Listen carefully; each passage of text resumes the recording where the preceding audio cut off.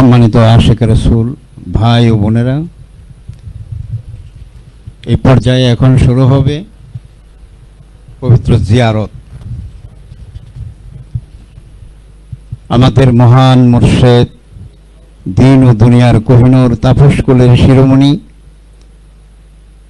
আল্লাহর দেয়া পুরস্কার পূর্ণিমার চাঁদে বাবা দেওয়ানবাগীর জীবন্ত প্রতিচ্ছবি সুফি সম্রাট হযরত দেওয়ানবাগী দয়াল বাবা কেবলাজান ও আওলাদ রাসূল দুররে মাকনুন খাতুনে জান্নাত হযরত দয়াল মা রাহমাতুল্লাহি আলাইহার স্মরণে এখন শুরু হবে পবিত্র জিয়ারত।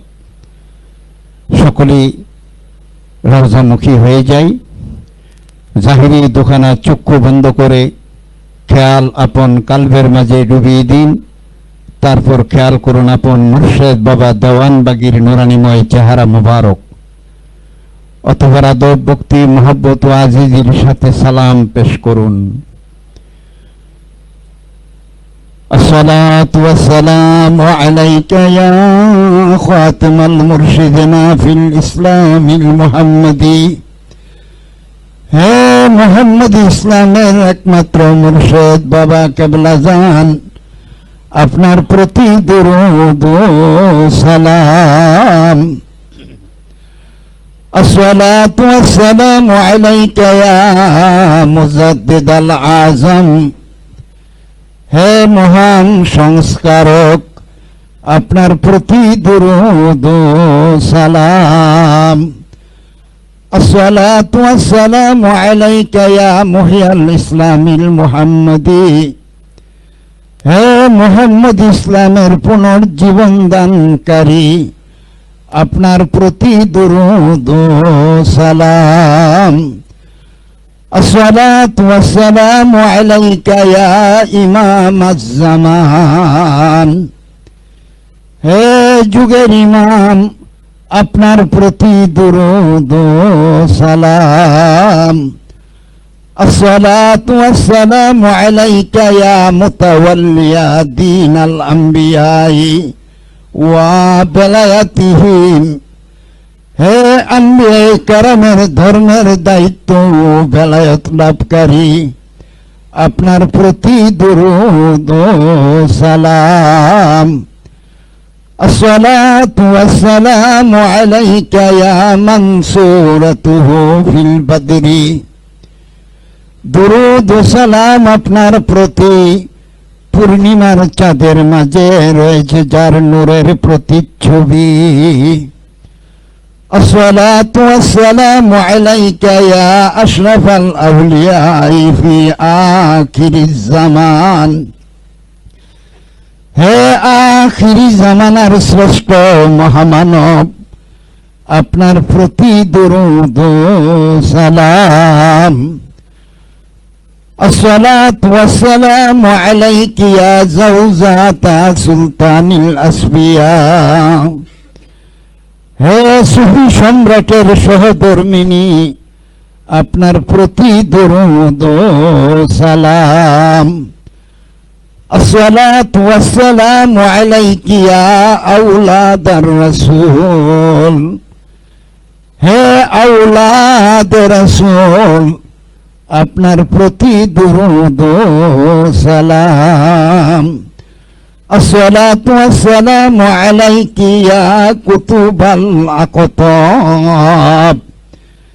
হে দেশরক্ষক কলিগণের প্রধান, আপনার প্রতি দরুদ ও সালাম। আসসালাতু ওয়াসসালামু আলাইকা ইয়া দুররাল মাকনুন। হে লুকায়িত মুক্তা, আপনার প্রতি দরুদ ও সালাম। আসসালাতু ওয়াসসালামু আলাইকা ইয়া আহলাল মাকামিল মাহমুদ। হে প্রশংসিত স্থানে অবস্থানকারিণী, আপনার প্রতি দরুদ ও সালাম। আসসালাতু ওয়াসসালামু আলাইকা ইয়া উম্মাল আশিকিন। হে আশিকগণের দয়াল মা, আপনার প্রতি দরুদ ও সালাম। أعوذ بالله من الشيطان الرجيم بسم الله الرحمن الرحيم أستغفر الله ربي من كل ذنب وأتوب إليه أستغفر الله ربي من كل ذنب وأتوب إليه أستغفر الله ربي من كل ذنب وأتوب إليه أستغفر الله ربي من كل ذنب وأتوب إليه أستغفر الله ربي من كل ذنب وأتوب إليه أستغفر الله ربي من كل ذنب وأتوب إليه أستغفر الله ربي من كل ذنب وأتوب إليه بسم الله الرحمن الرحيم الحمد لله رب العالمين الرحمن الرحيم مالك يوم الدين إياك نعبد وإياك نستعين اهدنا الصراط المستقيم صراط الذين أنعمت عليهم غير المغضوب عليهم ولا الضالين آمين الحمد لله رب العالمين الرحمن الرحيم مالك يوم الدين إياك نعبد وإياك نستعين اهدنا الصراط المستقيم صراط الذين أنعمت عليهم غير المغضوب عليهم ولا الضالين آمين الحمد لله رب العالمين الرحمن الرحيم مالك يوم الدين إياك نعبد وإياك نستعين اهدنا الصراط المستقيم صراط الذين أنعمت عليهم غير المغضوب عليهم ولا الضالين آمين بسم الله الرحمن الرحيم قل هو الله أحد الله الصمد لم يلد ولم يولد ولم يكن له كفوا أحد قل هو الله أحد الله الصمد لم يلد ولم يولد ولم يكن له كفوا أحد قل هو الله أحد الله الصمد لم يلد ولم يولد ولم يكن له كفوا أحد قل هو الله أحد الله الصمد لم يلد ولم يولد ولم يكن له كفوا أحد قل هو الله أحد الله الصمد لم يلد ولم يولد ولم يكن له كفوا أحد قل هو الله أحد الله الصمد لم يلد ولم يولد ولم يكن له كفوا أحد قل هو الله أحد الله الصمد لم يلد ولم يولد ولم يكن له كفوا أحد قل هو الله أحد الله الصمد لم يلد ولم يولد ولم يكن له كفوا أحد قل هو الله أحد الله الصمد لم يلد ولم يولد ولم يكن له كفوا أحد قل هو الله أحد الله الصمد لم يلد ولم يولد ولم يكن له كفوا أحد بسم الله الرحمن الرحيم اللهم صل على سيدنا محمد وعلى إمام مهدي سيد محبوب خدا رحمة للعالمين وآله وسلم اللهم صل على سيدنا محمد وعلى إمام مهدي سيد محبوب خدا رحمة للعالمين وآله وسلم اللهم صل على سيدنا محمد وعلى إمام مهدي سيد محبوب خدا رحمة للعالمين وآله وسلم اللهم صل على سيدنا محمد وعلى إمام مهدي سيد محبوب خدا رحمة للعالمين وآله وسلم اللهم صل على سيدنا محمد وعلى إمام مهدي سيد محبوب خدا رحمة للعالمين وآله وسلم اللهم صل على سيدنا محمد وعلى إمام مهدي سيد محبوب خدا رحمة للعالمين وآله وسلم اللهم صل على سيدنا محمد وعلى إمام مهدي سيد محبوب خدا رحمة للعالمين وآله وسلم. اللهم صل على سيدنا محمد وعلى إمام مهدي سيد محبوب خدا رحمة للعالمين وآله وسلم. اللهم صل على سيدنا محمد وعلى إمام مهدي سيد محبوب خدا رحمة للعالمين وآله وسلم. اللهم صل على سيدنا محمد وعلى إمام مهدي سيد محبوب خدا رحمة للعالمين وآله وسلم.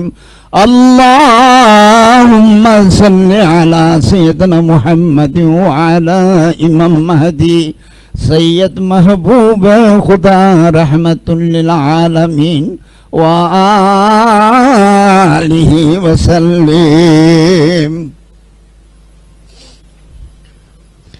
নারে তাকবীর। সুফি সম্রাট দেওয়ানবাগী জিন্দাবাদ জিন্দাবাদ।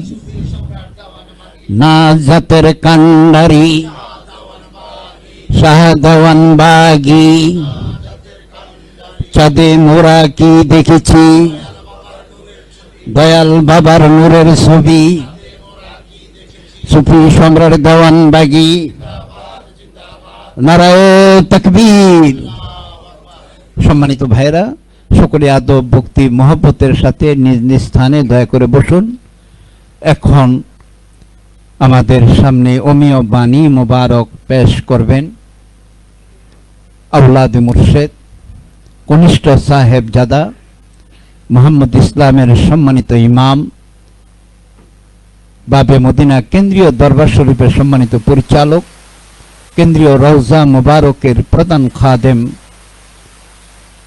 ইমাম ডক্টর মঞ্জুরে খুদা মাদ্দাজিলহুল আলী দয়াল ছোট হুজুর, তিনি তার বাণী মোবারক পেশ করছেন।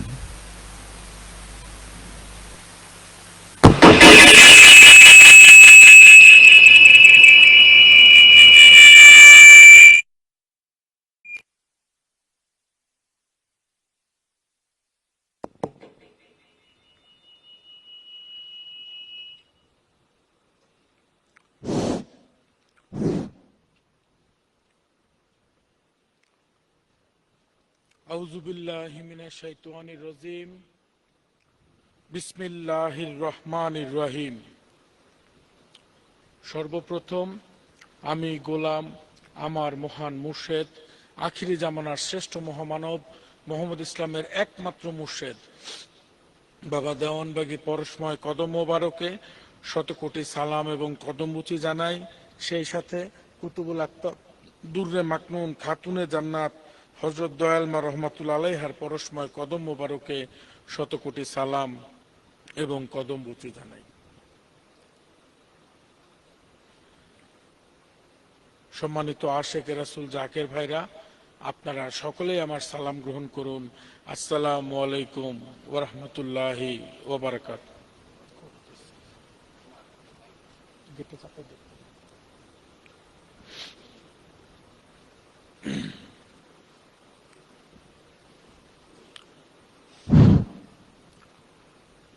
সম্মানিত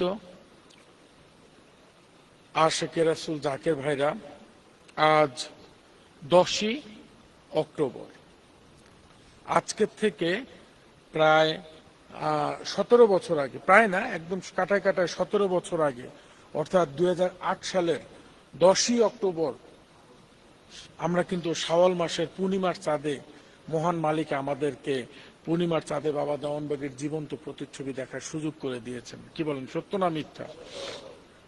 তো পরবর্তীতে আমাদের মহান মুর্শেদের হুকুম মোবারক অনুযায়ী আমাদের বাৎসরিক অনুষ্ঠানটা করা হয় শাওয়াল মাসের প্রথম পূর্ণিমাতে, মানে পূর্ণিমার প্রথম তারিখে। তো এই কারণে আমরা 10ই অক্টোবরটা আমাদের কি বলে মাসিক অনুষ্ঠানে চলে গেছে, মূল অনুষ্ঠান থেকে না হয়ে মাসিক অনুষ্ঠানে চলে গেছে। সম্মানিত আশেকে রাসূল জাকের ভাই, আসলে আমাদের মহান মুর্শিদ বাবা দেওয়ানবাগীর জীবনী মোবারকের দিকে যদি আমরা একটু তাকাই, ওনার পুরোটা জীবন, আমাদের কিন্তু বাবাজানকে নিয়ে একটা মিসকনসেপ্ট আছে, মানে বাইরের মানুষ না, আমাদের জাকেরদেরই মিসকনসেপ্ট আছে। যদি আমাদের জাকেরদেরকে জিজ্ঞাসা করা হয় যে দেওয়ানবাগী হুজুর সম্পর্কে কিছু বলেন, তা আমরা ওনাকে বলি যে একজন পীর হিসাবে ওনাকে প্রেজেন্ট করি। উনি একজন পীর, উনি মুরিদ তৈরি করছেন, এটা সেটা। কিন্তু বাবাজান নিজে বলছেন, আপনারা আমার পীর মনে করেন, আমি তো পীর না, আমি হচ্ছে একজন ধর্মের সংস্কারক। আল্লাহ আমাকে জগতে প্রেরণ করছেন ধর্মের ভিতরে যে ভুলগুলো ঢুকে আছে এগুলাকে সংস্কার করার জন্য। আমার মহান মুর্শিদ বাবা দেওয়ানবাগী ওনার পুরোটা জীবন ধর্ম নিয়েই, ধর্মের একের পর এক নিগুড় সংস্কার নিয়ে কাজ করছেন। দেখেন, আমি তো প্রায়শই একটা কথা বলি যে আমরা অনেক সময় না জানার কারণে বাবা দেওয়ানবাগীর বিরোধিতা করি। আমাদের সমাজে যত মানুষ আছে, যত কি বলে শব্দটাকে, যারা যদি মনে করেন যে যাদের নামে কেস হয় বা যাদের নামে মামলা হয়েছে, তাদেরকে দেখেন কেউ ডাকাতি, মানে আসামি যারা, কেউ ডাকাতি, কেউ চুরি, কেউ এটা, কেউ সেটা, কেউ হ্যান, কেউ রাজনৈতিক, এটা ওইটা, একটা না একটা থাকেই, থাকে না। আমাদের মহান মুর্শিদের নামেও একটা মামলা হয়েছে। কি জন্য হয়েছে? উনি আল্লাহরে দেখছেন। তাইলে 8-10টা জাগতিক বিষয়ের মামলা আর নিজের প্রভুকে দেখে মামলা, দুটা কি এক? এই কারণে বললাম, উনি কিন্তু এটা কিন্তু কত সালে জানি 1989 সালে এই মামলাটা হয়েছিলেন। আমার মহান মুর্শিদ একটা বই মোবারক লিখছিলেন, এটা হচ্ছে কি জানি আল্লাহ কোন পথে। এই বইটা নিয়ে দেখা গেছে অনেক জ্বালাও পোড়াও, অনেক আন্দোলন। তো এই মামলাটা হইলেন, এই মামলাটা হওয়ার পরে দীর্ঘ সময় এই মামলা কোর্টে চললো এবং পরবর্তীতে রাব্বুল আলামিনের দয়ায় আমাদের মহান মুর্শিদ বাবা দেওয়ানবাগীর শিক্ষাটা যে সত্য, ওনার ধারণাটা যে মানে এটাই হক পথ, আর যারা এর বিপক্ষে বলতেছে তারা যে বাতিলের পথ, আল্লাহ কিন্তু দয়া করে রাষ্ট্রীয়ভাবে এটা কোর্টেও প্রমাণ করছে। তো যাই হোক, এরপরে আমার মহান মুর্শিদ বাবা দেওয়ানবাগী চিন্তা করলেন যে মামলা যেহেতু হয়েই গেছে, তাইলে এখন একটু ভালো করে লেখা দরকার। উনি চিন্তা করলেন যে এবার তাফসির লেখা শুরু করব। এরপরে আমাদের মহান মুর্শিদ উনি তাফসিরে মানে সুফি সম্রাট দেওয়ানবাগীর কাজ শুরু করলেন। 1 বছর না, 2 বছর না, 5 বছর না, 10 বছর না, 20 বছর না, 30 বছর না, 33 বছরের সাধনার ফল হইল তাফসিরে সুফি সম্রাট দেওয়ানবাগী। এই তাফসির মোবারকে আমাদের মহান মুর্শিদ বাবা দেওয়ানবাগী তিনি পবিত্র কোরআনের 4000 প্রায় 4500-এর মতো কোরআন আয়াত এবং প্রায় 16,000 হাদিস দিয়ে উনি প্রমাণ করছেন। মানে বাবাজানের কথা, আমি কোরআনের আয়াত দিব আর এই আয়াতের সপক্ষে রাসূল সাল্লাল্লাহু আলাইহি ওয়াসাল্লাম কি বলছেন, এবং মানে দুর্বল হাদিস না, মারফু হাদিস, অর্থাৎ সবচেয়ে শক্তিশালী যে হাদিস, সবচেয়ে গ্রহণযোগ্য যে হাদিস, সে তাকে বলা হয় মারফু হাদিস। সবচেয়ে শক্তিশালী গ্রহণযোগ্য হাদিস, জয়ীফ হাদিস না, দুর্বল হাদিস না, শক্তিশালী হাদিস দিয়ে প্রায় কত জানি 16,000 হাদিস দিয়ে প্রায় 4,500 কোরআনের আয়াত এবং 16,000 হাদিস দিয়ে প্রমাণ করছেন আল্লাহর নূরের রূপ আছেন, তিনি নিরাকার নন। দেখেন, পবিত্র কোরআনের মোট আয়াত সংখ্যা কত? 6,236 থেকে প্রায় 4,500 দিয়ে আমার মহান মুর্শিদ প্রমাণ করছেন আল্লাহর নূরের রূপ আছেন, তিনি নিরাকার নন। আসলে সত্যি কথা বলতে নিজেদের অজ্ঞতা আর কি বলে বাবাজান বলতেন, সধর্মীদের অজ্ঞতা, বিধর্মীদের চক্রান্ত, এই কারণে আমরা মূল ধর্ম থেকে অনেক দূরে সরে গেছি। দেখেন, আমরা মুসলমানরা, আমরা আপনার সাথে আমার অভিমান হোক, ঝগড়া হোক, আমি বলি এই যে তুমি যে আমার সাথে এটা করলে, আর কেউ দেখুক আর না দেখুক, কে দেখে? আমরাই এক মুখে বলি না। অথচ আমাদেরকে যদি জিজ্ঞাসা করা হয়, আল্লাহ যে দেখেন, আল্লাহর যে দেখার যে ইন্দ্রিয় অথবা চোখ মোবারক সেটা কি আছে না? আচ্ছা। আমরা বলি যে এই যে রমজান মাসে অনেক সময় দুষ্টামি করে, মনে করেন যে বন্ধু বান্ধব দুষ্টামি করে একটা একটা বলে, কিরে তুই কি ঘরের ভিতরে ঢুকে বিস্কুট খাইছস? দুষ্টামি করে বলে, না না না, কেন খাস নাই? আরে বেটা, ঘরে ঢুকে লুকায় খাইলে কি বলে, আর কেউ দেউ কানা দেউ, দরজা আটকে আল্লাহ তো দেখ। অথচ এই জাতি আবার বলে আল্লাহ চোখ মোবারক না। আবার দেখেন, আমরা বলি এই যে তুমি যে আমার আমি যে আল্লাহর কাছে প্রার্থনা করছি, আমার এই অন্তরের বাসনা কেউ শুনুক আর না শুনুক, আমার এই প্রার্থনা কেউ শুনুক আর না শুনুক, একমাত্র কে শুনে? তাহলে শোনার জন্য কি দরকার? শ্রবণ ইন্দ্রিয় বা কান। তাহলে আল্লাহর কান মোবারক আছে? যদি জিজ্ঞাসা করে আমরা বলি না। অথচ আমরাই বলি আল্লাহ সব শুনেন। আমরাই বলি তুমি যাহা বলো তোমার মালিক তাহাও শুনেন, যাহা তুমি বলো না অন্তরে গোপন রাখো তিনি তাও শুনেন। অথচ জিজ্ঞাসা করলে আল্লাহ শ্রবণেন্দ্রিয় আছে? কই না, নিরাকার। আবার মনে করেন এই যে আমরা একটু আগে নামাজ পড়লাম, তাই না? আমরা বিশ্বাস করে যে আমার প্রতিপালকের কোথায় সেজদা করলাম। যদি প্রশ্ন করেন, এই যে সবাই জিজ্ঞেস করেন নামাজ পড়ে কই সেজদা করেন, সবাই এক বাক্যে উত্তর দিবে কি?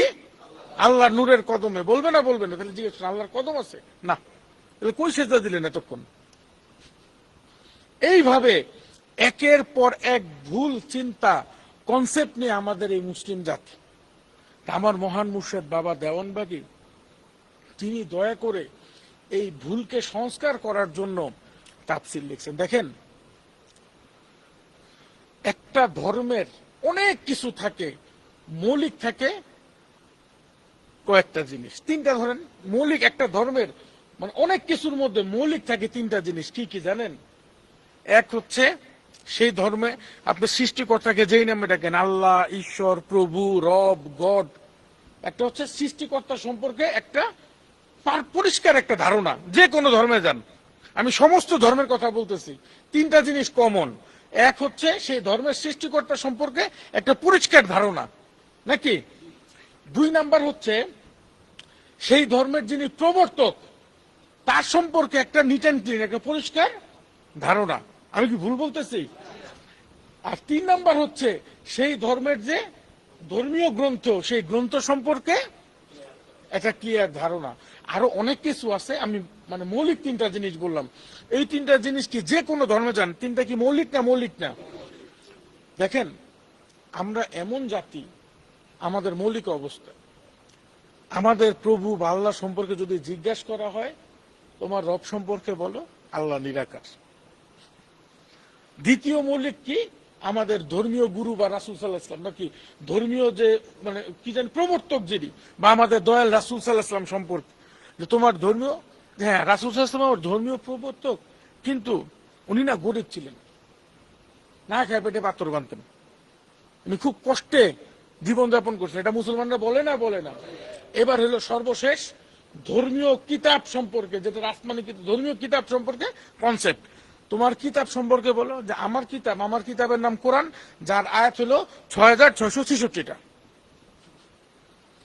তাহলে এই যে বললাম যে ধর্মের যে মৌলিক তিনটা জিনিস, আল্লাহ সৃষ্টিকর্তা সম্পর্কে ক্লিয়ার কনসেপ্ট, ধর্মের প্রবর্তক সম্পর্কে ক্লিয়ার কনসেপ্ট, আর ধর্মের কিতাব সম্পর্কে ক্লিয়ার কনসেপ্ট, এই তিনটাতেই আমাদের গলত।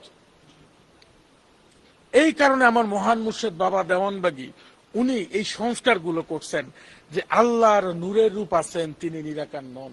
তিনি প্রায় 4500 কোরআনের আয়াত দিয়ে প্রমাণ করছেন যে আল্লাহ নূরের হাত মোবারক, আল্লাহ নূরের চোখ মোবারক, নূরের কান মোবারক। যে কোরআন কার বাণী? বাণী অর্থ কি? কথা, জবান। আল্লাহ কথাও বলছেন। এইভাবে প্রমাণ করে করে করে করে উনি এই তাফসীর মোবারকটা জাতির সামনে উপহার দিয়েছেন। এরপরে আবার দেখা গেছে যে রাসূল সাল্লাল্লাহু আলাইহি ওয়াসাল্লাম সম্পর্কে যে ভুল ধারণা ছিল, আমার মহান মুর্শেদ রাসূল সাল্লাল্লাহু আলাইহি ওয়াসাল্লামের বিভিন্ন জীবনী গ্রন্থ, রাসূল সাল্লাল্লাহু আলাইহি ওয়াসাল্লামের পূর্বপুরুষদের, আমি তো প্রায় বলি রাসূলের জীবনী বলতে গিয়ে বলি যে বিদায় হজে রাসূল সাল্লাল্লাহু আলাইহি ওয়াসাল্লাম কয়টা উট কোরবানি দিছিলেন? 100। আমি অনেকবার চ্যালেঞ্জ করছি যে 100 উট কোরবানি বাদ দেন, এই চামড়ার চোখে 100 উট একসাথে দাঁড়ায় থাকতে যদি কেউ দেখেন, অনেক তো সৌদি যদিও যান, 100 উট যদি দেখে থাকেন তাহলে সাক্ষী দেন। তাও তো আর তুলে না, দেখেই নাই। মানে 2025 সালের অক্টোবরে এই মডার্ন জামানায় যা আমরা সচক্ষে দেখার সৌভাগ্য হয় নাই, আমার দয়াল রাসূল 1500 বছর আগে তা কোরবানি করে আসছেন। তো রাসূল সাল্লাল্লাহু আলাইহি ওয়াসাল্লামের স্ট্যান্ডার্ড বোঝার মতো আমার আপনার এখনো যোগ্যতা হয় নাই। ওনাকে যে বলি যে উনি ধনী, তো অবশ্যই উনি কোন মাপের ধনী ওইটা বুঝার মতো এই অকাত আর এই যোগ্যতা আমাদের এখনো নাই। এই যে রাসূল সাল্লাল্লাহু আলাইহি ওয়াসাল্লামের এক একটা জামা মোবারক আপনারা জীবনী গ্রন্থগুলো দেখেন, এই সময়টা হইল, আচ্ছা আমি আরবিটা ভুলে গেছি, বাংলাটা হইল অতিথি আগমনের বছর। অতিথি আগমনের বছর যেটা, যে রাসূল সাল্লাল্লাহু আলাইহি ওয়াসাল্লাম জীবনের শেষের দিকে বিভিন্ন আরবের রাসূল যখন সম্পূর্ণ কি বলে মক্কা এবং মদিনার শাসনকর্তা হইলেন, তখন বিভিন্ন জায়গার থেকে অতিথিরা রাসূলের সাক্ষাতে আসতেন। ওই বছরে মোবাহালার ঘটনাও ঘটছিল। তো যাই হোক, মোবাহালা বিষয় না, অনেক অতিথিরা আসতেছিল। এই কারণে ইতিহাসে ওই বছরটাকে অতিথি আগমনের বছর। অনেক জাতি, মানে ছোট ছোট গোত্র, রাষ্ট্রপ্রধানরা সবাই এসে রাসূলের কাছে এসে ওনার কাছে বায়াত হয়েছেন, মানে অর্থাৎ ওনার আনুগত্য স্বীকার করে নিছেন, বলছেন যে আপনি আমাদের রাষ্ট্রপ্রধান। তো যাই হোক, ইতিহাস থেকে জানা যায় ওই সময় রাসূল সাল্লাল্লাহু আলাইহি ওয়াসাল্লাম ইয়েমেনি কিছু দামি পোশাক পরে সবার সামনে নিজেকে প্রেজেন্ট করতেন, খুব মূল্যবান পোশাক পরে সবার সাক্ষাতে যাইতেন। এই পোশাকগুলোর বর্ণনা দিতে গিয়ে বলছে, এক একটা পোশাক মনে করেন 33টা উট বিক্রি করে এক একটা পোশাক বানানো হয়েছে। তো আমি তো আপনারা হিসাব লাগান না, ধরেন এখন আমাদের খামারের মোটামুটি একদম বড় দরকার নাই, মোটামুটি সাইজের, মানে একদম বাচ্চাও না একদম অনেক বড়গুলাও না, বড়গুলোর দাম আরো বেশি হয়, এভারেজে 25 লাখ টাকা করে এক একটা উট। তাহলে 33টায় কত আসে দেখেন না কেউ একটু, কত? তাহলে আজকের তারিখে যদি হিসাব করেন, তাহলে এক একটা জামা মুবারকের মূল্য হয় 33টা উট বিক্রি করে যদি জামা হয় 8.5 কোটি টাকার উপর। এই কারণে শুরুতেই কথাটা বলছিলাম যে দয়াল রাসূল উনি তো বাচ্চার বাচ্চা, ওনার বাচ্চাই বুঝার মতো অওকাত আর যোগ্যতা এখন আমার আপনার হয়নি। পরিষ্কার না? পরিষ্কার না? 8.5 কোটি টাকা দিয়ে একটা জামা পরছেন, যে উনি যখন অতিথিরা আসতেন উনি এই মূল্যবান পোশাক পরে তাদের সামনে যাইতেন। তো এই যে মনে করেন রাসূল সাল্লাল্লাহু আলাইহি ওয়াসাল্লাম সম্পর্কে যে আমাদের ভুল ধারণা, যদি সব বাদ দেন, দেখেন একবার আমার ইউনিভার্সিটিতে রাসূল ধনী ছিলেন এই বিষয় নিয়ে তর্কাতর্কি, মানে কি বলে এটারে, বাহাস। তো বাহাস চলতেছে, যাই হোক আল্লাহর রহমতে বুঝাইতে সক্ষম হইলাম। তো লাস্টে একটা কথা বললো যে অনেকক্ষণ, প্রায় 1-1.5 ঘন্টা বাহাস হয়েছে, লাস্টে একটা কথা বললো যে আমার বলতে থাকতে, ঠিক আছে তোমার কথা মাইনে নিছি, রাসূল ধনী ছিলেন, কিন্তু রাসূল ওনার কাছে কিছু রাখতেন না, সব দিয়ে দিতেন। আমি বললাম যে আমার আরেকটা কথা আছে। কারে ভাই মাইনে তো নিছে, আবার কি কথা? আমি না, না একটা কথা আছে। তো বলে বল। আমি বললাম রাসূল সাল্লাল্লাহু আলাইহি ওয়াসাল্লামের কাছে যদি কেউ আসতো, রাসূল কি তাদেরকে টাকা পয়সা দিয়ে সাহায্য করতেন না করতেন না? করতেন। সাহায্য করার জন্য তো পকেটে থাকা জরুরি, বা নিজের কাছে থাকা জরুরি। আমার কাছে কেউ সাহায্য চলে, আমি যদি তারে দিতে পারি আলহামদুলিল্লাহ, না দিতে পারলে বলি মাফ করেন, বলি না। তাহলে রাসূলের কাছে কেউ সাহায্য চলে, রাসূল যদি তাকে দিতেন, তাহলে মানে আমাদের হয়েছে কি ভাই, আসলে ধারণা না থাকার কারণে কিভাবে রাসূলকে গরিব প্রমাণ করব। একটাবার বুঝি না যে দেখেন আমার রাসূলকে যে আমরাই মুসলমানের সন্তান হয়ে বলতেছি আমার রাসূল গরিব, এটা কি রাসূলের সম্মান বাড়ে না কমে? গরিবত্ব কি ভালো জিনিস? গরিবত্ব তো একটা অভিশাপ, গরিবত্ব তো ভালো জিনিস না।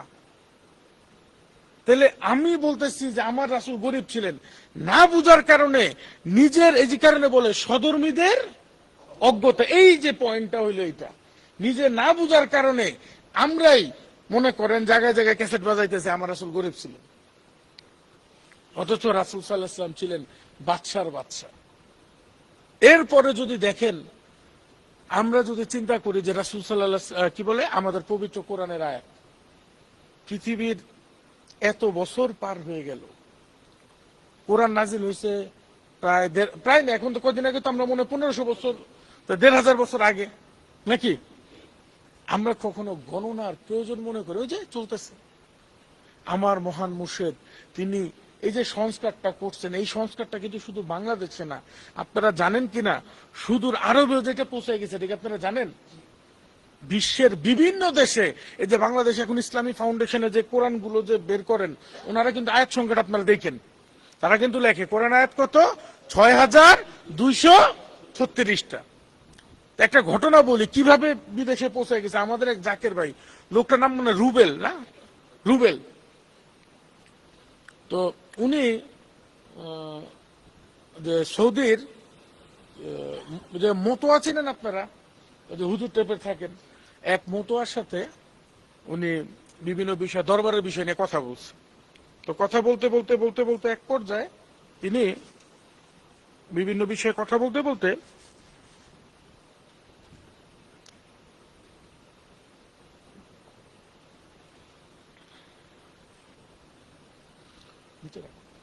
কথা বলতে বলতে উনি বলছেন যে জানেন কোরআনের আয়াত এত না এত, মানে 6666টা না, 6236টা। তো মতোয়ারা তার সাথে কথা বাড়ায় নেই, এই গিয়া করছে কি, মানে সৌদি আরবের যে ইসলামী ফাউন্ডেশন আছে ওই নাকি বিচার দিচ্ছে। তো এই যে দেখো, এই লোক ভ্রান্ত মতবাদ ছড়াইতেছে, কোরআনের ভুল ধরে, কোরআনের আয়াতের ভুল ধরতেছে। আমাদের যাকে যে রুবেল ভাই, যে সে তো আর জানেও না, সে ঘুমাই রয়েছে, হঠাৎ করে, মানে এবার আমি তার বর্ণনা করতেছি, এটা সালটা কত জানি 7-8-এর দিকে উনি ঘুমাই রয়েছেন, হঠাৎ করে দেখে দরজার মধ্যে ধাম ধাম ধাম করে আঘাত করতেছে। উনি ঘুমে থেকে লাভ দিয়ে উঠছেন, উনি হলো ট্রাউজার আর গেঞ্জি পরা, গেট খুলছেন, খুলে দেখেন ওই যে মতোয়া, আরো কিছু মতোয়া আছে, আর পুলিশ পেটের ধরো, এই কাফের এটা ধরো একদম। কোন উনি বলছে কেন ধরবা, কোনো কথা নেই চলো, একদম ওনারে পিক করে নিয়ে আসছে, নিয়ে ওনারে সাথে সাথে হাত, যে কি বলে, হাত পিছনে যে হ্যান্ডকাফ লাগাই ফেলছে, আর ওই যে কালো মাস্ক পরা যায়, মাস্ক পরাই ফেলছে, পরে গাড়ি উঠে ফেলেছে। উনি জানেই না, বুঝতেছেই না আমার কেন নিতেছে। উনি আজিজি করতেছে, আল্লাহ দয়া করো দয়া করো। তো এইভাবে মানে অনেকক্ষণ পর ওনার মনে ওনার একটা গাড়িতে উঠেছে, গাড়ি চলতেছে, উনি তো দেখেন আন্দাজ করে। এরপরে একটা বিশাল হল রুমে নিয়ে ওনার মাস্ক খোলা হইলো, তখন দেখলেন এটা হইতেছে একটা অফিস। একটু পরে উনি বুঝতে পারলেন যে এটা হইতেছে সৌদি আরবের ইসলামী ফাউন্ডেশন অফিস। তো ওইখানে 5-7 জন মতোয়া বসা, আরো বড় বড় মতোয়া মুফতি টুফতি বসা। তখন তারা বললো যে তুমি নাকি বিভ্রান্ত ছড়াচ্ছ কোরআনের আয়াত নিয়ে।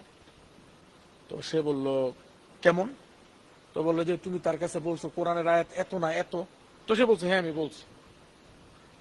তো বলতেছে এই ভুল তথ্য তোমার দেওয়ার সাহস কে দিল? সে বলতেছে এই তথ্যটা ভুল না, তথ্যটা সত্য।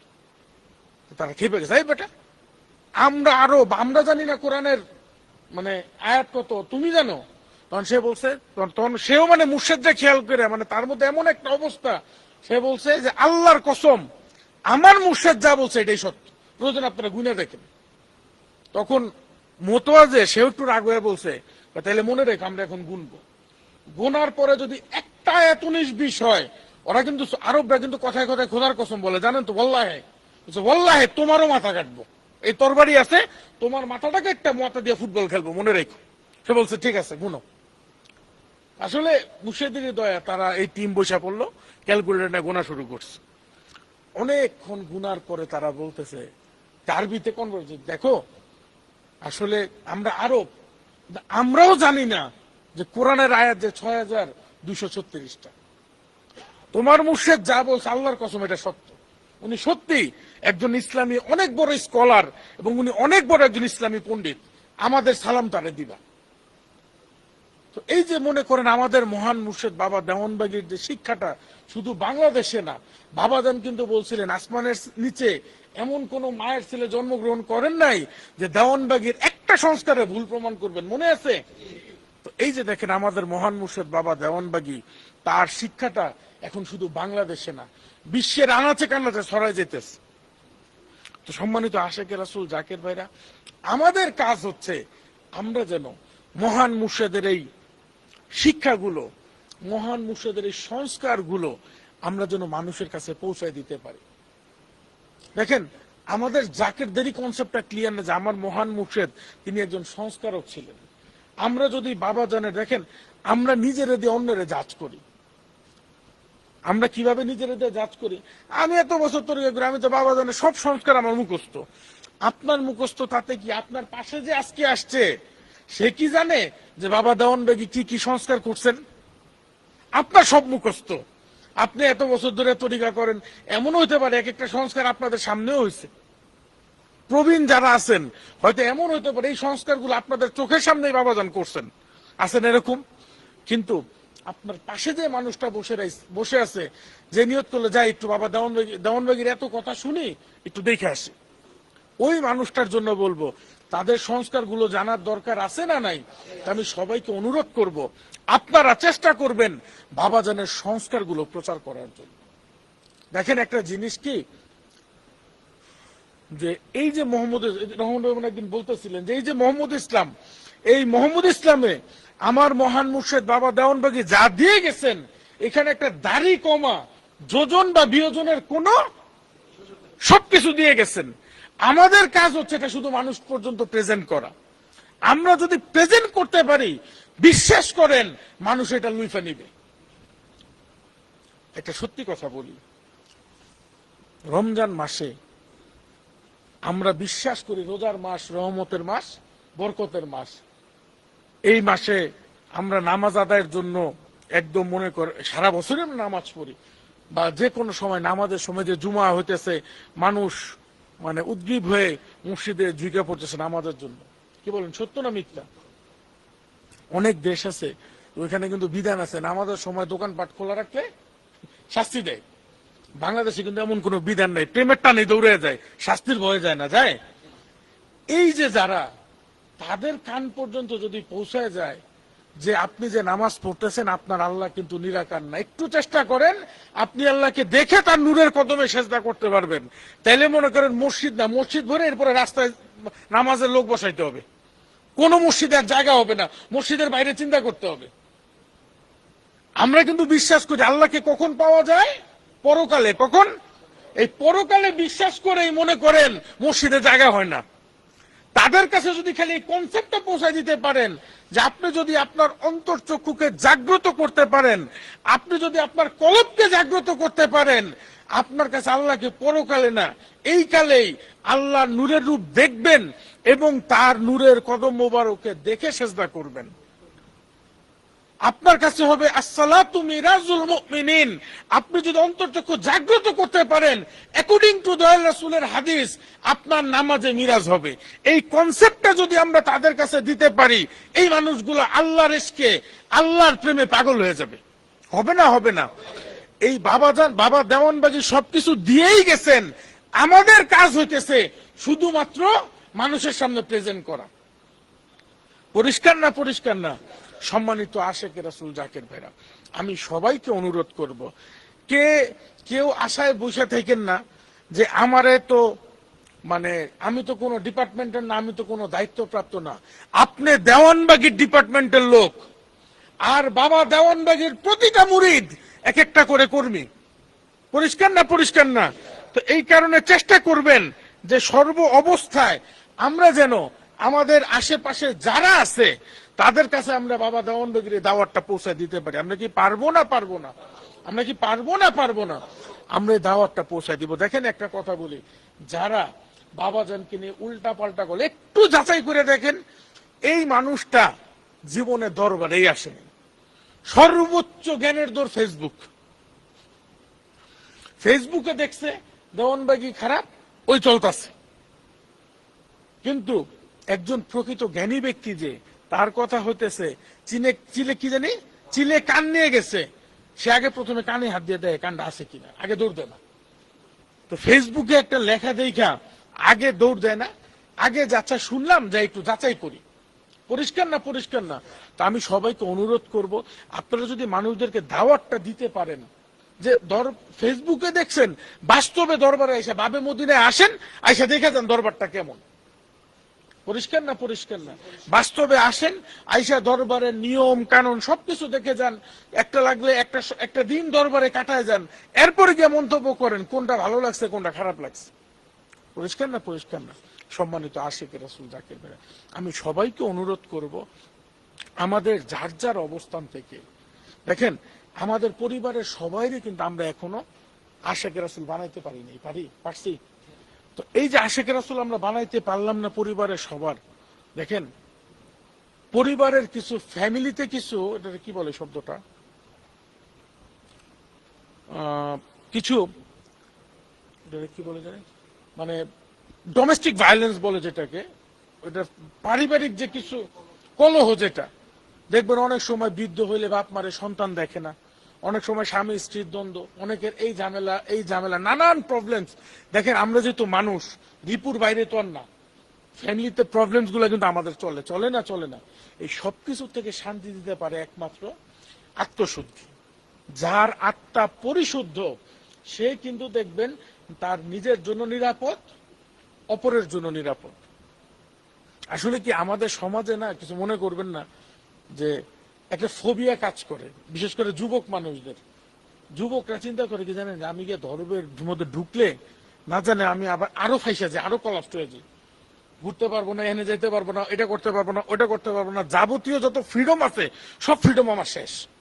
এই কারণে চিন্তা করে কি জানেন, যে জীবনটাকে এনজয় করি, এরপরে শেষ বয়সে গিয়ে ইবাদতে মনোযোগ দিই। এই কনসেপ্ট আছে না নাই? কিন্তু যদি একটাবার তাদেরকে বোঝানো যায়, ধর্ম মানুষকে আবদ্ধ করে না, ধর্ম মানুষকে মুক্ত করে। বরঞ্চ যুগে যুগে আবদ্ধ মানুষকে মুক্ত করার জন্য ধর্ম আসছে। এই জ্ঞানটা যদি তারা বুঝতো, বা আমরা যদি তাদের কাছে পৌঁছায় দিতে পারি, দেখবেন দলে দলে যুবক মানুষটা ধর্মে আসবে। ইতিহাসের দিকে তাকান, যত জাতি, যত দল, যত মত, যারা যুগে যুগে নিপীড়িত হইতো, যারা আবদ্ধ ছিল, যুগে যুগে ধর্ম এসে তাদেরকে কি করছে বলেন তো? মুক্ত করছে, স্বাধীন করছে। ধর্ম কারো পায়ে বেরি পড়ায় না, বরঞ্চ বেরি পড়া থাকলে ধর্ম সেই বেরি খুলে দেয়। ধর্ম মানুষকে মুক্ত করে, ধর্ম মানুষকে পূর্ণ করে। পরিষ্কার না? পরিষ্কার না? এই জ্ঞানটা, এই কারণে আমি প্রত্যেকটা আশিকে রাসূল ভাইকে বলবো যে দেখেন, আমার মহান মুর্শিদকে আল্লাহ পূর্ণিমা চাঁদে দেখায় সম্মানিত করলো, আমরা আনন্দ করলাম, শুকরিয়া করলাম, কাজ শেষ নাকি? হ্যাঁ, আনন্দ করলাম, শুকরিয়া করলাম, শেষ। এই মুর্শিদের শিক্ষাটা যদি, এই যে মনে করেন চাঁদ যেমন আলোকিত, মুর্শিদের শিক্ষায় যদি নিজেকে আলোকিত, চাঁদের ন্যায় যদি নিজের অন্তরটাকে আলোকিত করতে না পারি, লাভ আছে? মুর্শিদের শিক্ষাটা যদি নিজে শিখতে না পারি, অন্যের কাছে পৌঁছে দিতে না পারি, লাভ আছে? তাই আমি সবাইকে বলবো, আপনারা চেষ্টা করবেন এখন থেকে মহান মুর্শিদ বাবা দেওয়ানবাগীর প্রত্যেকটা সংস্কারগুলো যদি মানুষের সামনে নিয়ে যান, এই সংস্কারগুলো আমরা এখন ভোগ করতেছি। এই যে মনে করেন শুক্রবারের ছুটি, এটা কিন্তু আমরা ভোগ করতেছি রবিবারের পরিবর্তে, কিন্তু জানি না কার অবদান। জানি? এই যে মনে করেন ঈদে মিলাদুন্নবী সাল্লাল্লাহু আলাইহি ওয়াসাল্লামে আমরা ছুটি পাইতেছি, ছুটি পাচ্ছি না, আমরা জানি না এটা কার অবদান। তো এই যে আশুরাতে ছুটি পাইতেছি, আগে ছিল শিয়াদের অনুষ্ঠান, এখন বলতেছে না আশুরা আল্লাহর অভিষেকের অনুষ্ঠান, ছুটিও ভোগ করতেছি, কিন্তু জানি না কার অবদান। এই কারণে সংস্কারগুলো মানুষের কাছে পৌঁছায় দেয় কি আমাদের দায়িত্ব আছে না নাই? এখন থেকে আমাদের আশিকে রাসূলের দায়িত্ব হচ্ছে মহান মুর্শিদের সংস্কারগুলো আমরা যেন মানুষের কাছে পৌঁছায় দিতে পারি।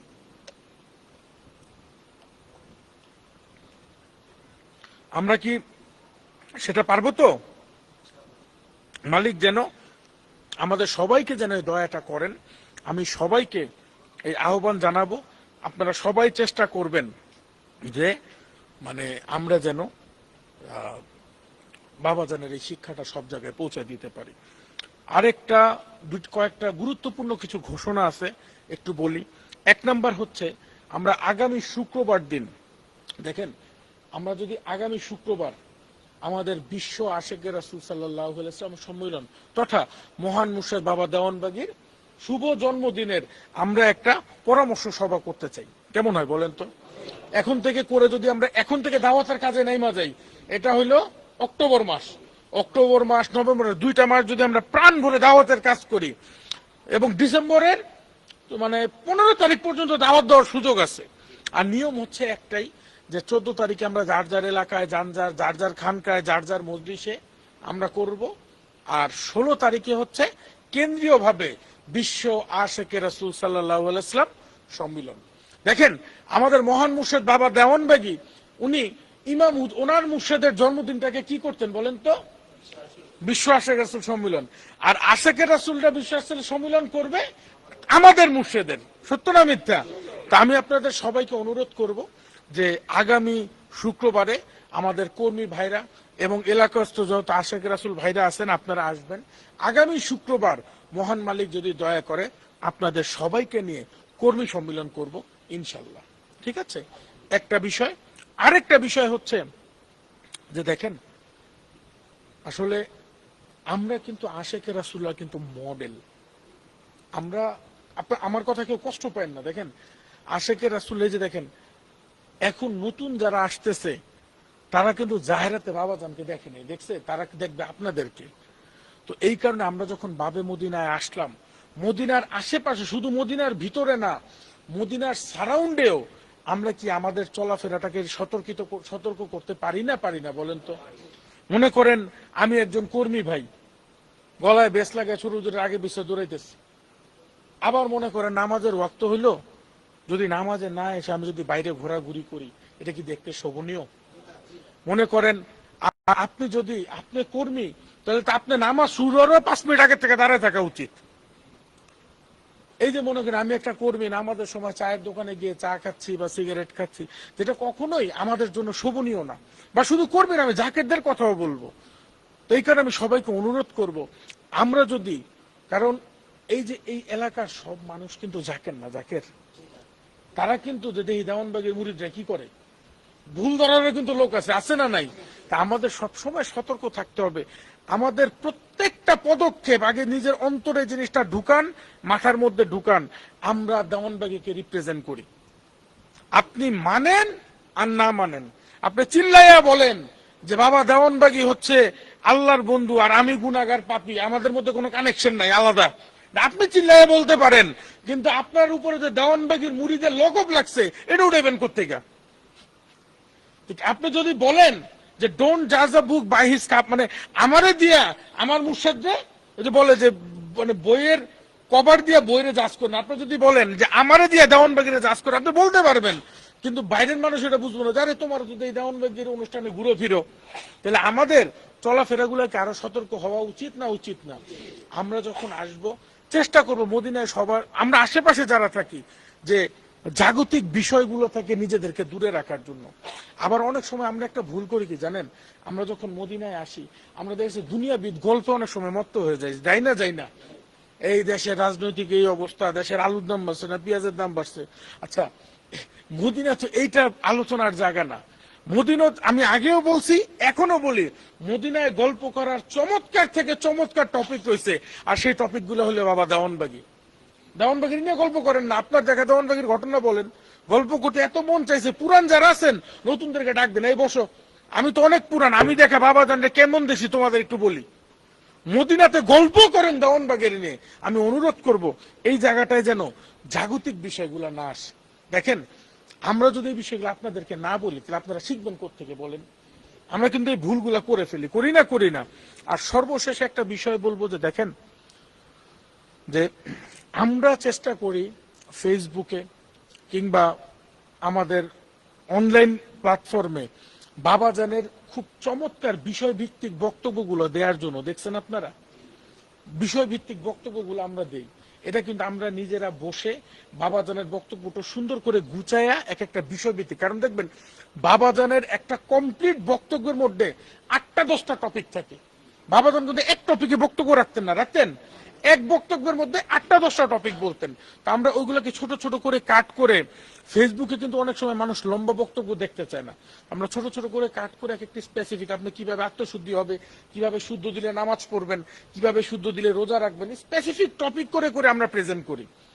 এটা কিন্তু আমরা করি বলতে যারা আমরা বাবাজান কর্তৃক অথরাইজ, যারা বাবাজানের বাণী মুবারকের এই গোলামি করার অথরাইজ যারা আছেন, যেমন আমরা আছি, আমাদের টিম আছে এখানে, যারা যেমন আছেন ফারুক ভাইরা আছেন, আরো কিছু মানুষ আছেন যাদেরকে বাবাজানের সময় থেকে বাবাজানের হুকুমে তারা কাজ করতেন।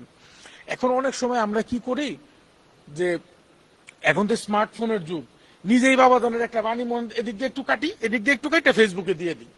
আমি সমস্যাটা বাদে কোন জায়গায়, ওই জায়গায় আমরা যে নিজেদের মতো এডিট করি, আমরা দেখা গেছে মূল থিমটার থেকে মানে একটু কথা বলার পরে আর থিমটা থাকে না। তাহলে যদি অল্প একটু কথা বলার পরে থিমটা যদি না থাকে, তাইলে মানুষ কি ভুলটা জানবে না বলেন তো? কারণ বাবাজানের প্রত্যেকটা বক্তব্য কিন্তু একটা ফিনিশিং আছে। ওই যে দেখবেন একবার ফেসবুকে বাবাজান বলছিলেন যে কি কিতাব মানুষকে মুক্তি দিতে পারে না, মুক্তি পাইতে হলে কিতাবের চরিত্রবান আলোকিত মহামানব লাগে। বলছেন না, বলেন নাই? আপনি যদি প্রথম অংশটা কাট করেন তাহলে জিনিসটা কি দাঁড়াইলো? এই কারণে বললাম যে আমরা অনেক সময় না বুঝার কারণে আমরা চিন্তা করি এটা দরবারের একটা বিশাল খেদমত হইতেছে। এটা খেদমত আপনি ভাবতেছেন, কিন্তু অনেক সময় হয় কি আমার নিজের ভুলের কারণে এটা আরো ক্ষতির কারণ হয়ে যায়। তা আমি সবাইকে অনুরোধ করব যে আমরা অফিসিয়াল ভাবে যে বক্তব্যগুলো ফেসবুকে দেই, আপনারা দেওয়ানবাগ শরীফ থেকে দেই, আমার পেজ থেকে দেই, বা আমাদের ইউটিউব চ্যানেল থেকে দেই, আপনারা দয়া করে এগুলা প্রমোট করেন। আমি কি বুঝাইতে পারছি? দয়া করে নিজেরা করলে হয় কি, যেমন আমরা তো অনেক সময় বুঝি না কোথায় কাটতে হবে কোথায় কাটতে হবে না, বুঝেন নাই কথাটা? তো এই কারণে বাবাজান কিন্তু আজ পর্যন্ত আমার মহান মুর্শিদ বাবা দেওয়ানবাগীর বক্তব্য যে শুনছেন, কখনো কোনো বক্তব্যে কি জানি বলে মনে খটকা আসা, প্রশ্ন থাকা এরকম হয়েছে কোনোদিন? কারণ বাবাজান প্রথমে প্রশ্নটা রাইজ করেন, এরপর এটার উত্তর দেন। কিন্তু আপনি তো উত্তরটা সহ দিতেছেন না, আপনি শুধু প্রথম ফ্যাক্টটা তুলে ধরতেছেন। এই কারণে আমার কথা কেউ কষ্ট পায় না, কারণ এই জায়গায় অনেক সময় দেখছি তো অনেক সময় আমাদের সামনে আসে বাবাজানের একটা বক্তব্য শুধু একটা টপিক নিয়ে, কিন্তু এটা পরিপূর্ণ না। এটা শুনে মনে হতেছে বাবাজান এটার পক্ষে আরো কথা বলছিলেন, উনি শুধু একটা দুইটা কথা দিয়ে ছেড়ে দিল।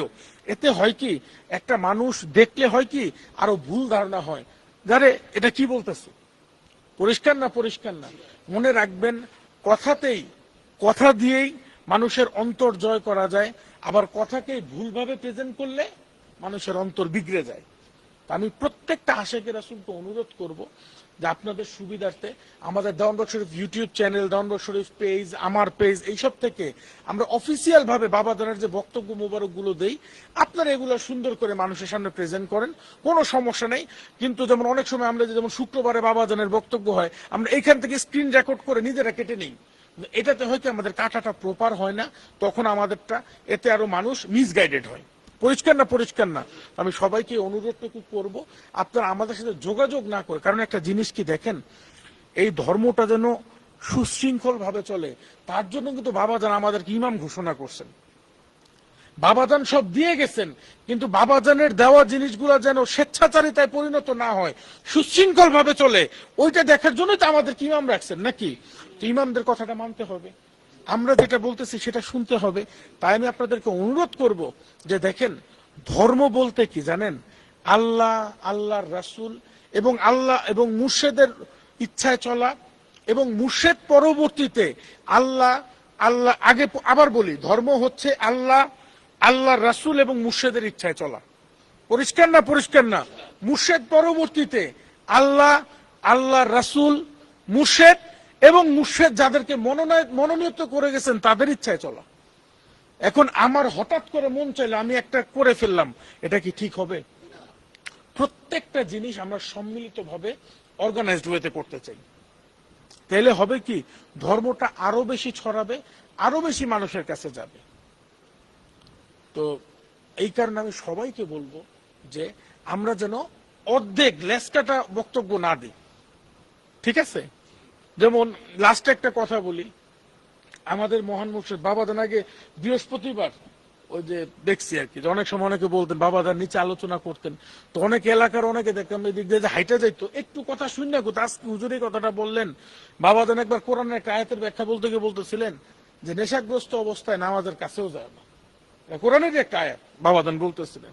তো একজন যাইতে গিয়া ওই প্রথম ডুক শুনতে পারে না, ওই যে মসজিদের ওই যে কি বলে একটা রেলিং ছিল না, রেলিং এর ফাঁক দিয়ে একটু একটু কানে আসছে, হাইটটা যাইতে গিয়ে একটু শুনছে, গিয়ে বদনাম শুরু করছে। দেওয়ানবাগী হুজুর বলছে নামাজের কাছেও যায় না। তো প্রথমটা শুনতে হবে না? শুনতে হবে না? হবে না। এই কারণে বললাম যে আপনারাও চেষ্টা করবেন একটা সুনিয়ন্ত্রিত নিয়মে চলার জন্য। তো মহান মালিক যেন আমাদের সবাইকে দয়া করে। আর পূর্ণিমার চাঁদে বাবা দেওয়ানবাগীর জীবন্ত প্রতিচ্ছবিতে আমি সবাইকে অনুরোধ করব, যে যখন সুযোগ পান বাসার ছাদের থেকে হোক, যেখান থেকে হোক, প্রাণ ভরে দেখবেন। এই দেখার সুযোগটা হারাবেন না। আল্লাহর দয়ায় যারা দেখার সুযোগ পান তারা প্রাণ ভরে দেখেন, আর যাদের এখনো দেখার সুযোগ হয় নাই, চিন্তার কিছু নাই। আল্লাহ কখন কার জন্য দয়ার ভান্ডার খুলে দেয় সেটা তো তিনি জানেন। কারণ আল্লাহ মানুষের অন্তর দেখেন, আল্লাহ আপনার আকুতি দেখেন। হয়তো সবাই এখনো দেখতে পারেন নাই, যারা দেখতে পারেন নাই মন খারাপ না হয়ে মুর্শিদের উসিলা ধরে মালিকের কাছে দয়া চান। পরিষ্কার, মহান মালিক আমাদের সবাইকে দয়া করুক। আমরা যেন সর্ব অবস্থায় বাবা দেওয়ানবাগির পথে, বাবা দেওয়ানবাগির মতে আমরা চলতে পারি। আমরা যেন সর্ব অবস্থায় মদিনামুখী হয়ে বাবাজান এবং দয়াল মাকে নিয়ে, মুর্শিদকে নিয়ে আমরা সামনে আগায় যেতে পারি। মালিক যেন আমাদের সেই তৌফিক ভিক্ষা দেন। সবাই বলুন আমিন। আসসালামু আলাইকুম ওয়া রাহমাতুল্লাহি ওয়া বারাকাতুহু। সম্মানিত ভাইরা, এই পর্যায়ে আমরা আমাদের প্রাণের মুর্শিদ, আমরা আমাদের একমাত্র মুর্শিদ বাবা দেওয়ানবাগির অমিয় বাণী মোবারক শুনে বাবাজানের সাথে মোনাজাত করে আজকের অনুষ্ঠানের সমাপ্তি করব। আসসালামু আলাইকুম ওয়া রাহমাতুল্লাহি ওয়া বারাকাতুহু। নারায়ে তাকবীর। সুফি সম্রাট দেওয়ানবাগী জিন্দাবাদ জিন্দাবাদ। চাঁদে মোরা কি দেখেছি, দয়াল বাবার নূরের ছবি। সুফি সম্রাট দেওয়ানবাগী জিন্দাবাদ জিন্দাবাদ। নারায়ে তাকবীর। সম্মানিত ভাইরা, সবাই আদব ভক্তি মহব্বতের সাথে নিজ নিজ স্থানে বসুন।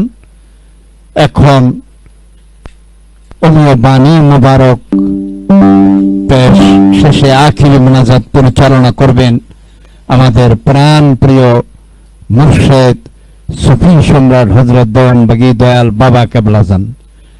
বাবাজানের বাণী মোবারক সবাই মনোযোগ দিয়ে শুনুন।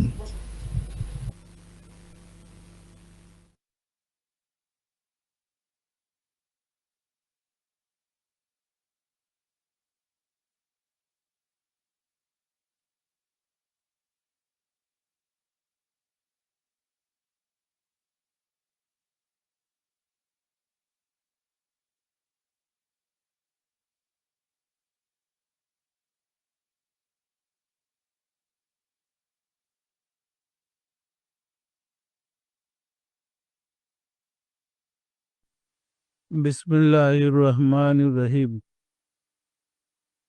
পীরে পীর দস্তগীর সুলতানুল মাশায়েখ সুলতানিয়া মুজাদ্দাদিয়া তরিকার ইমাম শাহ চন্দ্রপুরী রহমাতুল্লাহ আলাইহি হুজুরের পরশময় কদম মুবারকে চুমুখে সম্বর্ধনা সবাই অংশগ্রহণকারী আশিকের সুরের আপনারা আমার সালাম গ্রহণ করুন।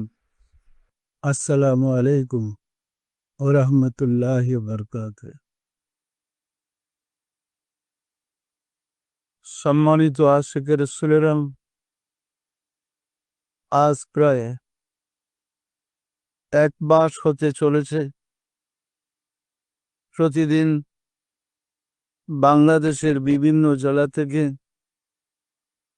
হাজার হাজার আশিকের রাসূল ছুটে আসছে সম্বর্ধনা দেওয়ার জন্যে।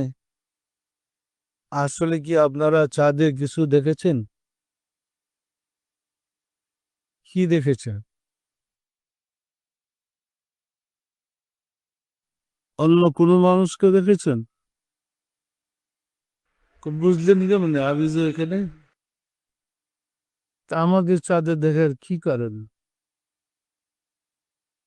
আমরা অনেক চিন্তা করেছি দীর্ঘ 1 মাস থেকে, প্রতিদিনই আশিকের রাসূলদের সাথে কথা বলেছি, আলোচনা করেছি।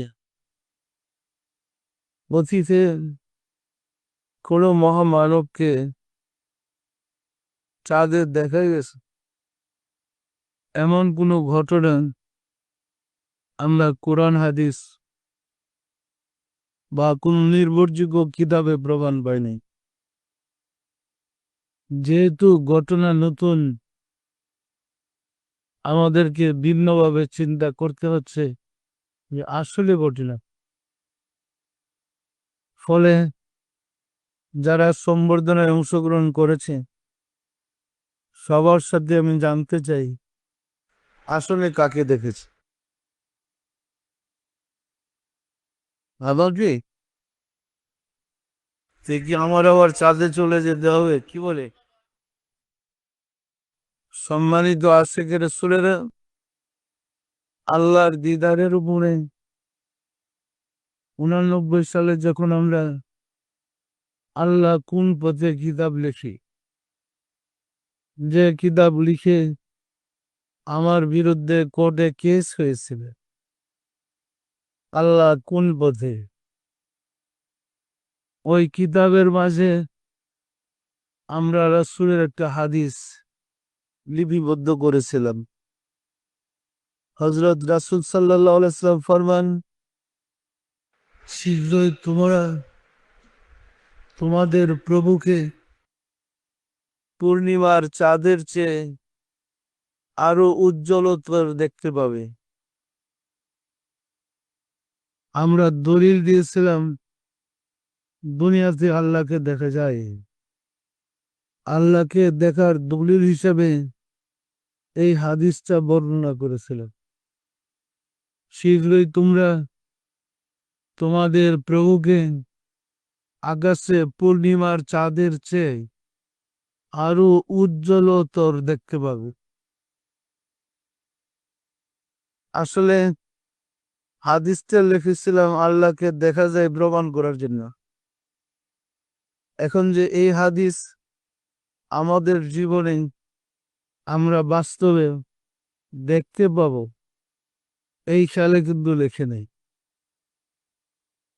দেখা গেছে এখন আমাদের জীবদ্দশে আমরা দেখতেছি। কি সত্য না মিথ্যা বলেন? আপনারা জানেন কিয়ামত কখন হবে, সেই সম্বন্ধেও রাসূল বর্ণনা করছে। শুক্রবার দিন সকাল 10টার সময় বরিশালের একটা লোক গাধারে পানি খাওয়াবে, সর্বপ্রথম সিঙ্গা ফুৎকারের আওয়াজ তার কানে গিয়ে লাগবে। এই পর্যন্ত রাসূল বর্ণনা করেছেন, ভবিষ্যৎবাণী করেছেন। চাঁদে আল্লাহকে দেখা যাবে, ইহাও রাসূল একটা ভবিষ্যৎবাণী।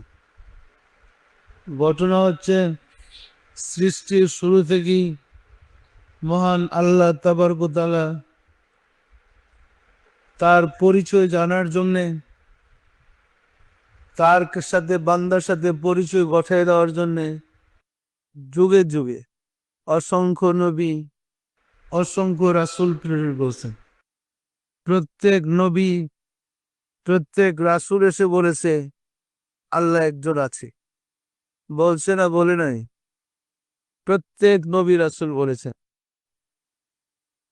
জ্ঞান বিজ্ঞানে উন্নত না হওয়ার কারণে আল্লাহ সম্বন্ধে সবার ধারণাটা সঠিক ছিল না। যে যুগে নবী রাসূলগণ এসে আল্লাহর কথা বলেছে, শুধু এটুকুই প্রচার করেছে আল্লাহ এক, আল্লাহ ছাড়া মাবুদ নাই, সে একটা কেমন, আর কোথাও বর্ণনা খুঁজে পাওয়া যায় না। পরিষ্কার না? পরিষ্কার না? সকল নবীদের সরদার, কুল কায়নাতের রহমত, রাহমাতাল আলামিন মেরাজে গিয়ে খোলা মনে কাছাকাছি বসে আল্লাহকে দেখেছে। একদম কাছাকাছি প্রাণ ফুলে আল্লাহকে দেখেছে। কিন্তু তার জাতির কাছে এই কথা বর্ণনা করলে কেউ তো মানতে পারবো না। মেরাজ থেকে এসে বললেন প্রথম, সুবহান আল্লাযী আসরা বিআবদিহি লাইলাম মিনাল মসজিদিল হারাম ইলা মসজিদিল আকসা। আল্লাহ তার প্রিয় বান্দাকে এই পবিত্র রজনীতে মসজিদে হারাম থেকে মসজিদে আকসায় পরিভ্রমণ করেছেন। তো মসজিদে হারাম মানে কাবাগর থেকে মসজিদে আকসার দূরত্ব 800 কিলোমিটার। মোটে তখন 1 মাস সময় লাগত মসজিদে আকসা থেকে, মসজিদে হারাম থেকে মসজিদে আকসা যেতে।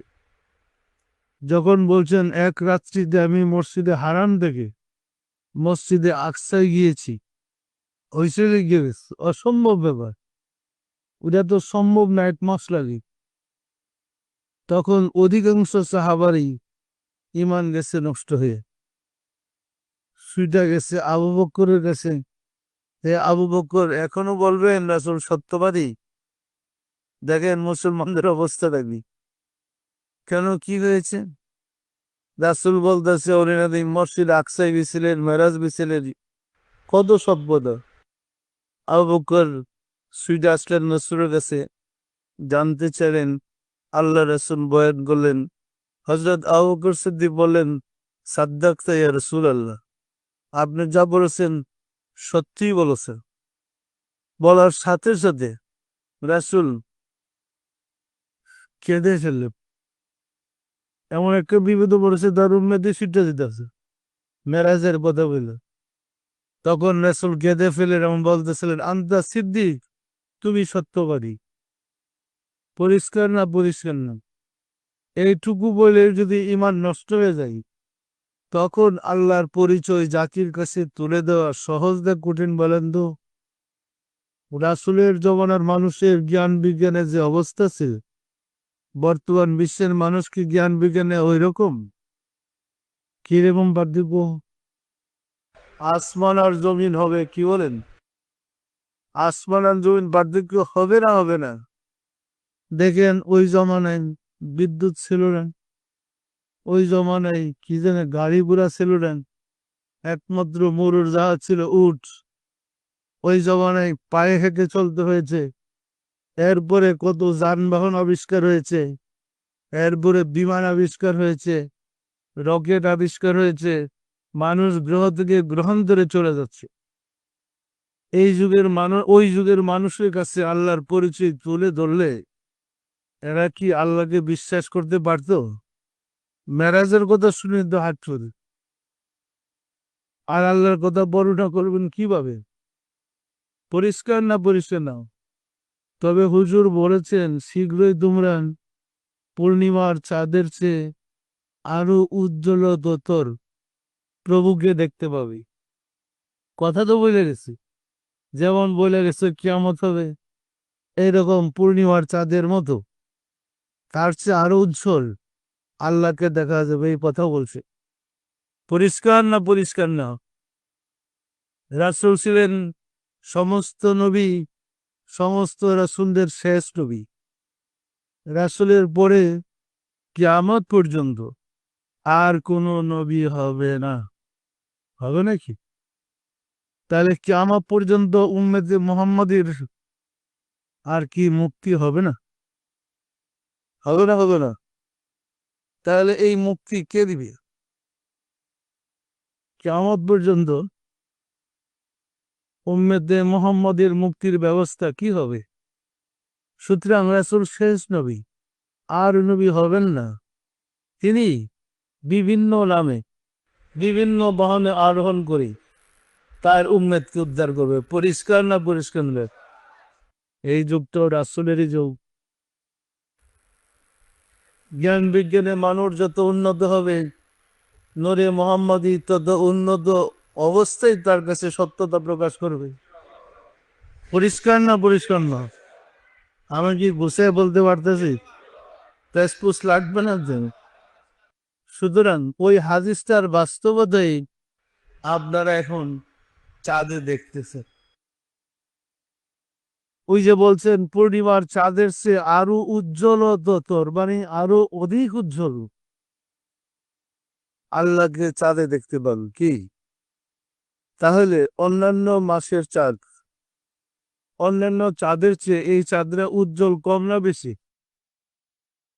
তাহলে উজ্জ্বলতর মানে আরো অধিক উজ্জ্বল। হাদিসটা মিলে না, মিলে না? কাকে দেখতে পাবে? আল্লাহকে দেখতে পাবে। পরিষ্কার না, পরিষ্কার না? এই কথা তো রাসূলই বলে গেছে, হাদিসই দোষ। আমাদের ভাগ্য ভালো, আমরা আল্লাহকে ধারণ করার মতো যোগ্যতা অর্জন করতে সক্ষম হয়েছি। আল্লাহর সত্যতা গ্রহণ করার মধ্যে মন মানসিকতা আমাদের তৈরি হয়েছে। আমরা জ্ঞান বিজ্ঞানের চরম উন্নত যুগে জন্ম নিয়েছি। এখনই উপযুক্ত সময় আল্লাহকে চাঁদে দেখান। পরিষ্কার না পরিষ্কার না? সম্মানিত আশিকের রাসূলেরা, চাঁদের মাঝে যা দেখা যায় ওইটা হলো আলোক দেহ, ওইটা নূরের দেহ, রক্ত মাংসের দেহ নয়। তো নূরের দেহটা একটা স্থূল দেহের ভিতরে প্রবেশ করেই যাদিকে হেদায়েতের কাজ করছে। পরিষ্কার না পরিষ্কার না? নূরের দেহ স্থূল দেহের ভিতরে প্রবেশ না করে হেদায়েত করতে পারে। নূরের দেহকে স্থূল দেহের ভিতরে প্রবেশ করে জমিনে বসবাস করে মানুষের কাতারে থেকে মানুষকে উদ্ধার করতে হয়। পরিষ্কার না পরিষ্কার না? একটা ঘটনা বললে আপনাদের আমার মনে করে আরো বিষয়টা ক্লিয়ার হবে। আমার কথা কি বেশ বুঝ লাগতেছে? যখন এই বিষয়টা নেই আমরা চিনতে পড়ে গেলাম, প্রতিদিনই মানুষ সম্বর্ধনা দিতে আসে, আমি তো বিপদে পড়ে গেছি। এটা কতটুকু সত্য?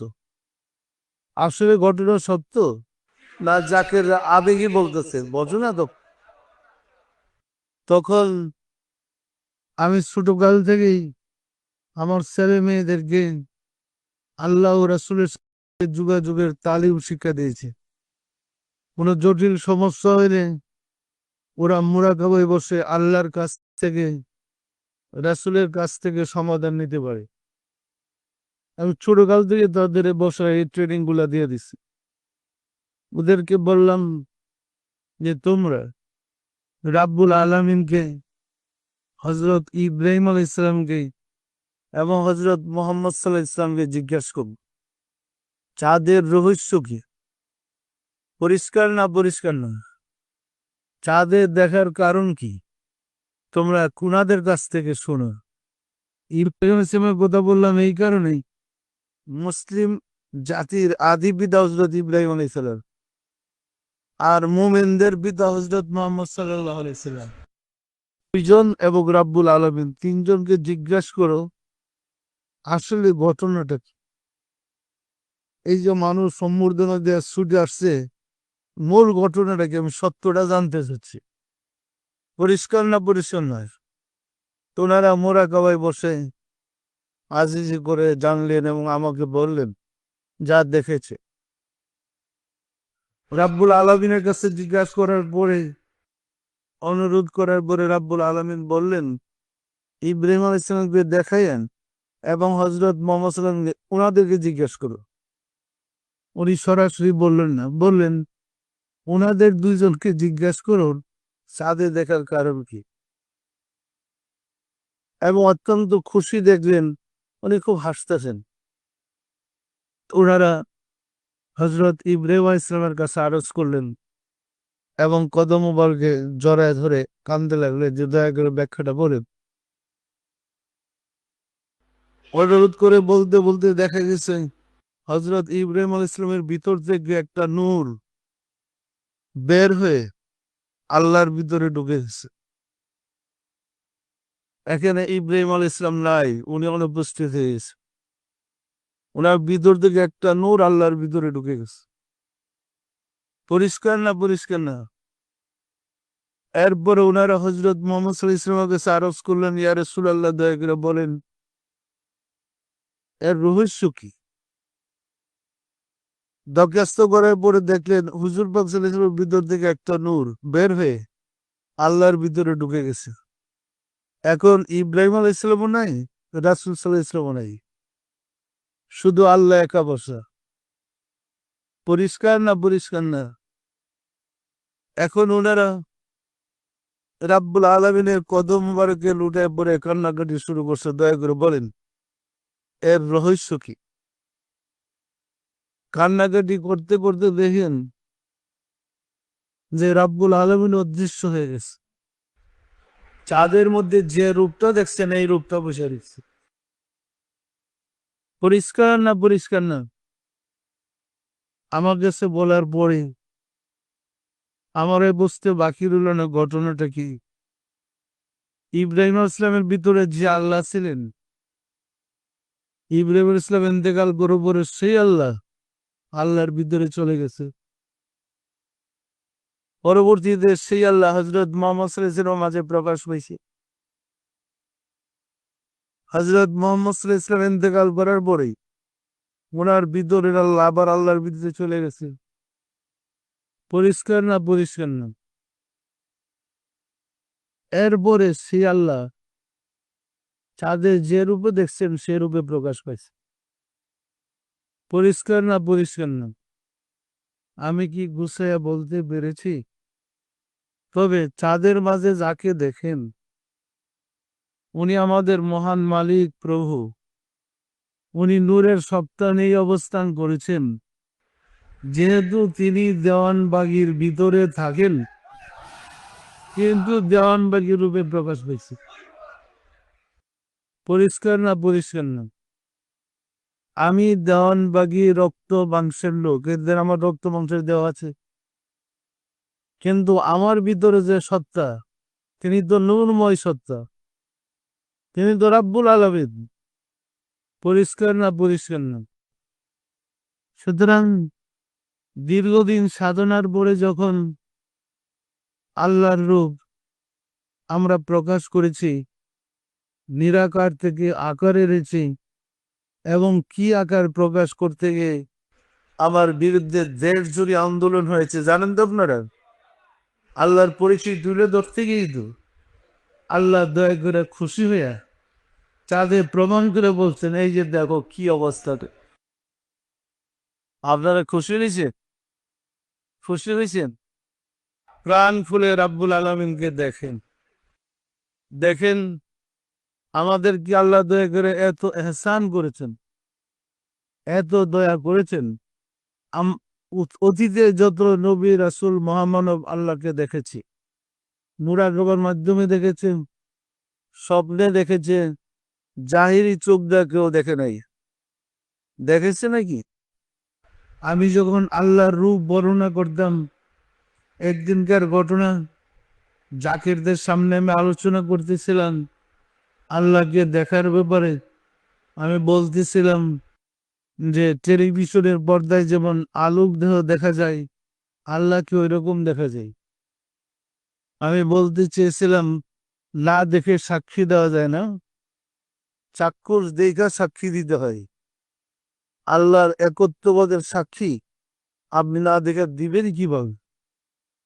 তবে আল্লাহকে দেখা যায় অন্তর্দৃষ্টি দিয়ে। আমি কথাগুলো এইভাবে বলতেছিলাম, সাথে সাথে আমার মালিক আমাকে নির্দেশ করলেন, তুমি কি বলছো? আমার প্রভু ভিতর থেকে আমাকে বল, যাই মেরে কি বলতেছেন? আমি থেকে গেলাম। ওই আপনি যখন বললেন টিভি পর্দায় আলোক দেহ দেখা যায়, আলোক দেহ তো সম্পূর্ণ কেউ টিভিতে দেখে না, জাহেরি চোখ দিয়ে দেখে। আপনি তো বললেন, আবার বাতিনি চক্ষুর কথা বলেন কেন? সাথে সাথে বললেন আপনি বলছেন না দেখে সাক্ষী দেওয়া যায় না। তো স্বপ্নে দেখা, মোরা গাওয়ায় দেখা কি সাক্ষী দেওয়া যায়? জাহেরিতে চাক্ষুষ দেখতো এই চোখ দিয়া। তখন আমি কথাটা আবার ঘুরাই বললাম ওই উপস্থিত মজলিসে, যে আপনি যদি সাধনা করতে করতে আপনার চোখকে আল্লাহর নূরে নুরানি করতে পারেন, আলোকিত করতে পারেন, তখন জাহিরি চোখ দিয়ে দেখা সম্ভব। পরিষ্কার না? পরিষ্কার না? এর সত্যতা প্রমাণ করার জন্য এই ঘটনা আল্লাহ ঘটেছে। সম্মানিত আশিক রাসূলেরা, আল্লাহর লাখ লাখ শুকর, রাসূলের ১,৫০০ বছর পরে আমরা বাংলাদেশে জন্মগ্রহণ করে রাসূলের মুহাম্মদ ইসলাম পেয়েছে। ইহা কি আমরা ভাগ্যবান নয়? ১,৫০০ বছর পরে বাংলাদেশে জন্মগ্রহণ করে আমরা আশিকে রাসূল হয়েছি, আমরা কি ভাগ্যবান নয়? ১,৫০০ বছর পরে, প্রায় ১,৫০০ বছর পরে আমরা রাসূলের ওই হাদিসের সত্যতা আকাশের চাঁদে প্রমাণ পেয়েছি। ইহা কি আমাদের ভাগ্যের ব্যাপার নয়? খুশি আছেন তো? খুশি আছেন? সুতরাং অধিক ধর্ম করেন, দেখেন রাসূলের কায়দার মধ্যে আমরা 5টা কালমা পড়েছি। কালমা তৈয়ব, দ্বিতীয় কালমা কালমা শাহাদাত। কালমা শাহাদাতে পৌঁছার মতো ব্যক্তি জগতে নাই, কিন্তু আল্লাহ আশিকে রাসূলদের শান মর্যাদা এত বাড়াই দিছে, এখন সবাই সাক্ষী দিতে পারবেন আশহাদু আল্লা ইলাহা ইল্লাল্লাহ, আমি সাক্ষী দিতেছি আল্লাহ ছাড়া মাবুদ নাই। কি দেখছেন না দেখেন না? তাহলে সাক্ষীর জায়গায় বুঝতে পারছেন আপনাদের মর্তবা বাড়ছে না কমছে? আপনারা রাসূলের জমানায় সাহাবায়ে কিরামদের গোড়ার খুরের দলিল করা হইতে যাবেন না উপরে যাবেন? কি রাসূল আপনাদেরকে ঠেললে কোথায় দিতেছে দেখেন। আপনারা ওই যে ওহাবিদের কথায় গোড়ের খুরে কি কই পাগল ছাগলের দল। জ্ঞান বিজ্ঞানে যত বেশি উন্নত হবে, ওই নূরে মোহাম্মদী রাসূল সাল্লাল্লাহু আলাইহি ওয়াসাল্লাম নিজে আরো বেশি পাওয়ার নিয়ে জাতিকে উদ্ধার করতে আসবেন। উনি তো হায়াতুন নবী, উনি তো করতেছে, শিক্ষক তো উনি। যখন আল্লাহকে দেখার কথা মেরাজ থেকে এসে বলছিল, সবাই বিদ্রোহী করেছে, এবং তিনি ঘুরে ঘুরে যোগ্য মনে দেখাইতেছে এখন দেখো এই যে আকাশের চাঁদ। আমি কি গুছাইয়া বলতে পারতেছো? বিষয়টা অত্যন্ত কঠিন, কিন্তু যা বুঝার ব্যাপার। সুতরাং যত জ্ঞান বিজ্ঞানের মানুষ উন্নত হইতেছে, তত উচ্চ জ্ঞানী হেদায়েতকারী ব্যক্তি না আসলে মানুষকে হেদায়েত করতে পারবো। রাসূল শ্রেষ্ঠ নবী, এরপর আর নবীর দরকার নাই। এরপর বেলায়েতের যুগ মানে বন্ধুত্বের যুগ, উনি মেরাজ গিয়া বন্ধুত্বের যুগ চালু করেছেন। তিনি নিজে মেরাজ গিয়া আল্লাহর কাছে গিয়া পাশাপাশি বৈশা কথাবার্তা বইলা উম্মতে মুহাম্মদের জন্য মেরাজ চালু করেছে, এবং উম্মতে মুহাম্মদী সালাতের মাধ্যমে মেরাজ অর্জন করতেছে। আসসালাতু মিরাজুল মুমিনিন। পরিষ্কার না পরিষ্কার না? দীর্ঘদিন সালাতে মেরাজ অর্জন করতে করতে, যোগ্যতা অর্জন করতে করতে সামনে সামনে দেখ আমি গুছায় বলতে পারতেছি। তাহলে আমরা ভাগ্যবান না ভাগ্যবান না? তো আমাদের ওই যুগের আফসোস করে লাভ কি? আবার যেমন নাকি জাহেলিয়াতের যুগে যে যুগে বাপে যেমন তো মেয়েরে কবর দিয়ে ফেলাইতো, ওই বর্বর যুগ পছন্দ করেন। সুতরাং আমাদের ভাগ্যবান, আমরা নূরে মোহাম্মদী পেয়েছি, আমরা রাসূলকে পেয়েছি। দেখেন আপনারা সবক করতেছেন, সাধনা করতেছেন, মোরাকাবা করলে নবী ছেড়ে দেখেন, রাসূলকে দেখেন না দেখেন না? আপনাদের সাথে রাসূল আছে না নাই? তোর ওই পাওয়ার নেই তো রাসূল আসছে। রাসূল তো ওই পাওয়ার, ওইখানে আরো অনেক বেশি পাওয়ার নিয়ে আসছে, না হয় জাতিকে উদ্ধার করতে পারবে না। যে মাস্টারটা প্রাইমারিতে পড়ায় সে কি কলেজে পড়াইতে পারে? যে শিক্ষক প্রাইমারি, সে বিশ্ববিদ্যালয়ের ছাত্র পড়াইতে পারে? এই তো বিশ্ববিদ্যালয়ের ছাত্র হওয়ার যোগ্য, সে তো মাস্টার থাকে না। ঠিক দেখেন সব নবীরা রাসূলের ব্যাপার বলছে, আমি নবী না হইয়া রাসূলের উম্মত যদি হইতাম, বলছে না বলে নাই? তাহলে রাসূল কত হাই ক্লাসের লোক ছিলেন, কত ঊর্ধ্ব জগতের লোক ছিলেন। কি পরিষ্কার না পরিষ্কার না? আমরা সেই রাসূলের উম্মত হওয়ার মর্তবা পেয়েছি, মর্যাদা পেয়েছি। রাসূলের বরকতি আজ আমাদের এত কিছু, এত উন্নতি লাভ করতে পেরেছি। সত্য না মিথ্যা বলে? আমরা যখন রাসূলের পরিচয়, আল্লাহর পরিচয় জাতির কাছে তুলে ধরেছি, তখন আল্লাহ এইভাবে ফিট করেছে যে তোমাকেও দেখেনি। তোমরা কি আমারটা যখন বলতেছে তোমাদেরটা বলে নেই? পরিষ্কার না পরিষ্কার না? সম্মানিত আশিক রাসূলেরা, এখন আমাদের কিছু দায়িত্ব কর্তব্য আমাদের ঘাড়ে চাপছি। সেটা হচ্ছে আল্লাহর এই সত্যতা আমাদের জাতির কাছে প্রকাশ করতে হবে, জাতির ভুল বানতে হবে। আল্লাহ নিরাকার নয়, আল্লাহ আকার। আল্লাহকে নিরাকার বলা মূর্খতা। যারা মূর্খ তারা বলে আল্লাহ নিরাকার।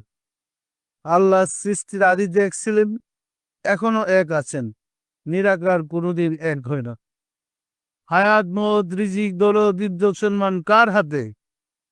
আল্লাহর হাত আছে, হাত কোনোদিনই নিরাকার ছিল না। বন্দা যে যা করে আল্লাহ দেখেন। আল্লাহর চোখ আছে না নাই? চোখ কোনোদিনই নিরাকার ছিল না। কোরআন আল্লাহর বাণী, কার বাণী? তাহলে আল্লাহ কথা বলেন, আল্লাহর মুখ আছে, মুখ কোনোদিনই নিরাকার ছিল না। বন্দা প্রকাশ্যে অথবা গোপনে যে যা বলে আল্লাহ শুনেন। শুনেন না? শুনেন না? শোনার জন্য কান শর্ত। আল্লাহর কান আছে, কান কোনোদিনই নিরাকার ছিল না।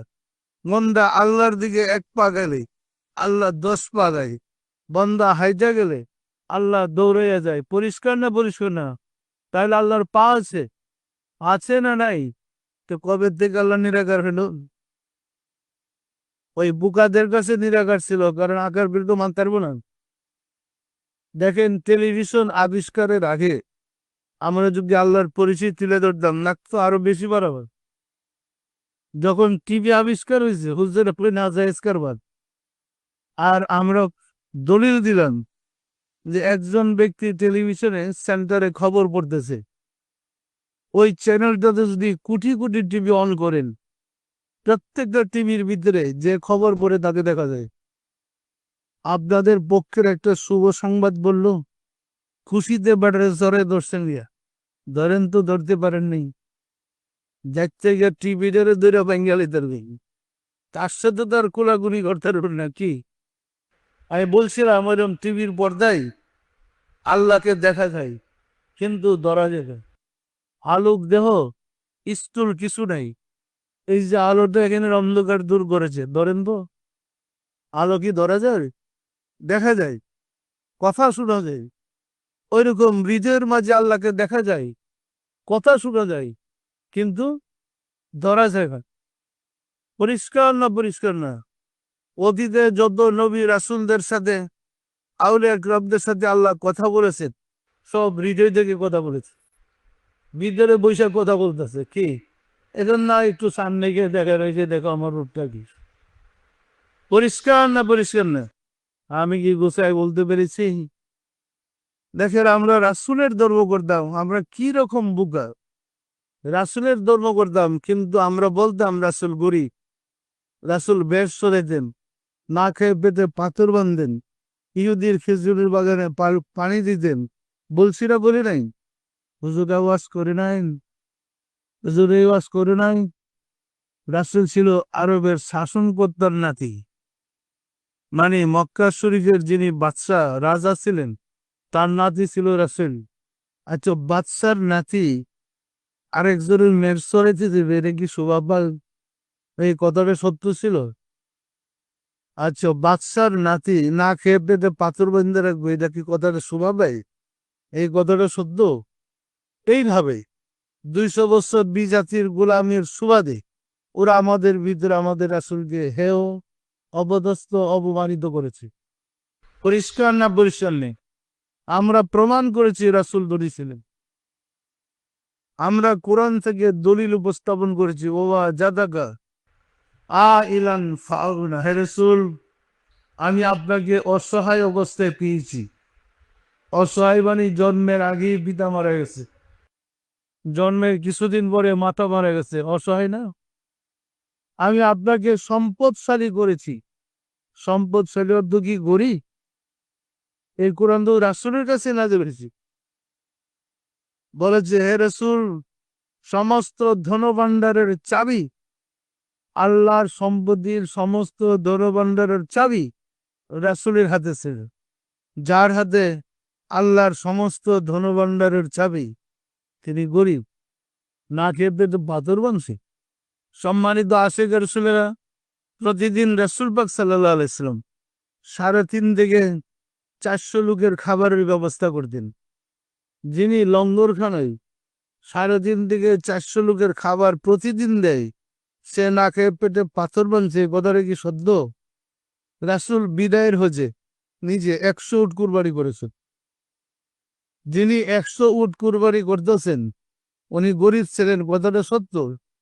রাসূল মদিনার সরকার প্রধান ছিলেন। মদিনা মুসলিম রাষ্ট্র গঠন করার পরে রাসূল ছিলেন ওদের বাদশা। একজন বাদশা 70 তালি জামা পরে স্বর্ণের সিংহাসনে গিয়ে বসছিলেন। আমি আপনাদেরকে আম্বিয়া গ্রামদের সিগি দেখাইছি, রাসূলের জামাগুলো দেখাইছি, সব জরির জামা, স্বর্ণের সেট লাগানো দেখছেন, মাথার মুকুটটা স্বর্ণের, পায়ের জুতা মুবারক স্বর্ণের, প্লেটটা স্বর্ণের, জবটা স্বর্ণের, এবং কি যেন আলমারিটা স্বর্ণের, বাক্সটা স্বর্ণের, ব্যবহারের জিনিস সব স্বর্ণের। সেই স্বর্ণ আমরা করে বানাইছি হারা। পুরুষের জন্য স্বর্ণ জায়েজ দেয়, ও পাইলে কোথায় এর? 21 কোথায় গেলি? কোরআনে পরিষ্কার আল্লাহ বলছে, জুইনা লিন্নাসি হুব্বুস শাহাওয়াতি মিনাল নিসা ওয়াল বানিনা ওয়াল কানাতিরিল মুকান্তারাতি মিনাজ যাহাবি ওয়াল ফিদ্দাতি। হে পুরুষেরা, আমি তোমাদেরকে সুশোভিত করেছি নারী দ্বারা, সন্তান সন্ততি দ্বারা, গবাদি পশু দ্বারা, এবং ভালো ফসলের দ্বারা, এবং রাশি রাশি স্বর্ণ মুদ্রা দ্বারা। তো পুরুষদের রাশি রাশি স্বর্ণ মুদ্রা দিয়ে আল্লাহ সুশোভিত করেছেন। এটা কি মৃত্যুর পরে পড়ার জন্য? এটা কি ঠিক আছে? হুজুরে যে মস্তা বলেন, নিজের বহরে তো কিছু কিনা দিতে পারে না, সমর্থ নাই, কি কেউ বুঝতে পারছেন তো মস্তাটা কি কার চলছে? হ্যাঁ, কোরআনের সাথে মিল যায় মস্তা বলতেছে, সব মন করে সম্মানিত আছে করে ছেলেরা। সুতরাং আমরা প্রমাণ করেছি রাসূল ধনী ছিলেন, এবং এই ধনী যে ছিলেন না প্রমাণ করার জন্য রাসূল কি কি ব্যবহার করতেন, আমি তার ব্যবহারের জিনিসপত্রের ছবি এনে আপনাদেরকে প্রকাশ্য দেখাইছি না দেখাই নই? এই ব্যবহারের জিনিসগুলা কি প্রমাণ করে রাসূল গরিব ছিলেন? তাহলে আমরা মনে করি রাসূল গরিব ছিলেন, এটা আমাদের ভুল না শুদ্ধ? আবার দেখেন, কোন মুসলমান রাসূলের আব্বা আম্মার জন্য দোয়া করে না, করে নাকি? আজ পর্যন্ত কোনো মজলিসে, কোনো মাহফিলে কোথাও শুনছেন রাসূলের আব্বা আম্মার জন্য দোয়া করতে? তারা মনে করে রাসূলের আব্বা আম্মা মুসলমানই ছিল। তো আমরা কোথা থেকে মুসলমান হব? পরিষ্কার না পরিষ্কার না? সবসময় রাসূলের আব্বা আম্মার জন্য দোয়া করবেন। প্রতি মোনাজাতে আমরা লিখে দিচ্ছি দোয়া করার জন্য, এবং রাসূলের জন্য দোয়া করেন। তিনি ধনী ছিলেন এই সত্যতা মানুষকে জানান। 200 বছর বিজাতির গোলামি করতে গিয়া বিজাতিরা আল্লাহকে নিরাকার বানাইছে, বিজাতিরা রাসূলকে গরিব বানাইছে। এরা খ্রিস্টানদের কাই কারবার। আরে আমাদের রাসূলকে গরিব করেছে। এদের নবীর জন্ম হয়েছে গোয়াল করে, গোয়াল করছিলেন কি কারণ? গরুর আতালে, গরুর আতাল ছিলেন। ওদের নবীর জন্ম হয়েছে গরুর আতালে, আর আমাদের রাসূলের জন্ম হয়েছে শাহী প্রসাদে। কোনো পার্থক্য নাই না? ছেলে আমরা নিতেছে আবদুল্লাহ জীর্ণ কুটির, তারা সে দিছে আমাগো মিলাদে বলেন আবদুল্লাহ জীর্ণ কুটির, দুতলা বিল্ডিং জীর্ণ কুটির লোক। কি বলতেছে সে, আমার কথা বুঝতে পারছেন? আমাদের রাসূল শ্রেষ্ঠ ধনী ছিলেন, পরিষ্কার না পরিষ্কার না? এবং আমাদের আল্লাহ নিরাকার ছিলেন না আকার ছিলেন? এখন আকারই আছেন। আল্লাহর 99টা গুণবাচক নাম আছে। আল্লাহ ক্ষমাসীন। আপনি অন্যায় করে আল্লাহর কাছে ক্ষমা চাইলেন, তিনি আপনাকে ক্ষমা করলেন। নিরাকার হলে কি ক্ষমা করলেন? আপনি দেখলেন কি? কি দেখবেন? আল্লাহ রিজিক দাদা, তিনি আপনার রিজিকের ব্যবস্থা করতেছেন। নিরাকার হলে রিজিক দিবেন না? আল্লাহর 99টা গুণবাচক নাম আছে। তাহলে প্রত্যেক যার রূপই নাই, যার আকরণ নাই, রূপ নাই, সে তার গুণ প্রকাশ পাবে কিভাবে? পরিষ্কার না পরিষ্কার না? আমি আপনাদেরকে অনেক আগের থেকে বলে আসছি, ওই যে আল্লাহ আদমের ভিতরে ঢুকছিল আর বের হয়নি। মানুষ আল্লাহর প্রতিনিধি, তার ভিতরে সত্তাটা আল্লাহ আর দেহটা আল্লাহর প্রতিনিধি। পরিষ্কার না পরিষ্কার না? আমি কি কিছুটা ধারণা দিতে পেরেছি? আপনাদের ভিতরে আল্লাহ আছে না নাই? সবার ভিতরে আল্লাহ আছে। তাহলে আমাদের ভিতরে যদি আল্লাহ থাকে, এই আল্লাহরে যদি আমরা বিশ্বাস করি, আমাদেরকে জাহান্নামে নেবে কেন? আমরা গেলে আল্লাহর সাথে সাথে যাই দিব কি? বুঝেন না? বুঝেন নাই? সুতরাং বিশ্বাস রাখেন আপনাদের ভিতরে আল্লাহ কেমন। সে আল্লাহটা কেমন? মেজবাতির কাঠির মধ্যে বারুদ থাকে, পিস্টের মধ্যে বারুদ থাকে। বারুদকে তো কেউ আগুন বলে না। বারুদকে কেউ আগুন বলে? দুইটা বারুদ ঘর্ষণ দিলে যদি আগুন হয়ে যায়, এই আগুনকে তো কেউ বারুদ বলে না। আপনার মাঝে আগুনের সব গুণ আছে। ওলি আল্লাহর কাছে গিয়ে করবে, আল্লাহর জিকির বসায় ঘর্ষণ দেন, আলোটা জ্বলে যাবে। জ্বললে তো আপনি আগুন লাফে দেন। পরিষ্কার না? পরিষ্কার না? তো সবার ভিতরে আল্লাহ আছে, আছে না নাই? সুতরাং বিশ্বাস থেকে সাধনা করেন, মহব্বত করেন, আল্লাহকে পাইতে চেষ্টা করেন। সম্মানিত আশিকের সুরেরা, আপনারা সুদূর উত্তরবঙ্গ থেকে সম্বর্ধনার জন্য আসছেন। সাধনা জীবনের শুরুতে আমার যাত্রা ছিল উত্তরবঙ্গ। হ্যাঁ, উত্তরবঙ্গ থেকেই আমার সাধনা জীবনের শুরু থেকে প্রচার শুরু হয়েছে। ফলে আমরা আপনাদের উত্তরবঙ্গে একদম আঞ্চলিক দরবারও করেছি। হ্যাঁ, পীরগাছার বাবে নাজাদ ষাট দরগায় ওই অঞ্চলে আমার সাধনা জীবনের শুরু। আল্লাহ দয়া করেছেন, আমি আপনারা যারা আসছেন আমি অত্যন্ত খুশি হয়েছি। আমার পরামর্শ হলো আমরা সবাই মিলে চেষ্টা করি অন্তত উত্তরবঙ্গে ঘরে ঘরে যেন আশেকে রাসূল বানাইতে পারি। পারবো? যদি পারি বা পারেন, রাসূল আপনাদের সাথী হবেন। দেখেন রাসূল সম্বন্ধে কথা কিন্তু মানে খোলা গলা বলে বলাইছো। রাসূল শেষ নবী, আর যাইতেছেন না, আছেন কিয়ামত পর্যন্ত। আমরা যদি রাসূলকে ডাকি ফিরে আসবে, তিনি আমাদেরকে সাহায্য করবেন, আছেন কিন্তু। এই কারণে আমি সবক দিলে আপনারা রাসূলকে দেখেন। বুঝতে পারতেছেন না? বুঝেন নাই? আমরা রাসূলকে ছাইরা দিছি দিকে রাসূলকে পাই না।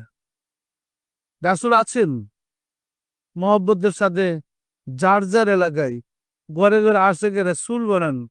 রাসূল আপনাদের হবে, আপনারও রাসূলের হন। এই কাজটা করতে পারবেন? আপনারা যারা কষ্ট করেন সম্বর্ধনা দিতে আসছেন, আমি আমার মহান মালিকের কাছে প্রার্থনা করি তিনি যেন আপনাদেরকে তার রহমতের চাদরের নিচে স্থান করে দেন। আমিন। আউযু বিল্লাহি মিনাশ শাইতানির রাজিম। বিসমিল্লাহির রহমানির রহিম। আস্তাগফিরুল্লাহ রাব্বি মিন কুল্লি জামবিন ওয়া আতুবু ইলাইহি। আয় আল্লাহ, জীবন ভর নফসের খায়েশে শয়তানের ফেরেবে যত প্রকার গুনাহ করিয়াছে, সমস্ত গুনাহ হইতে তোমার নিকট তওবা করিতেছে। আয় আল্লাহ, দয়া করিয়া আমার তওবা কবুল করো, আমার গুনাহ মাফ করো। লা ইলাহা ইল্লাল্লাহু মুহাম্মাদুর রাসূলুল্লাহ।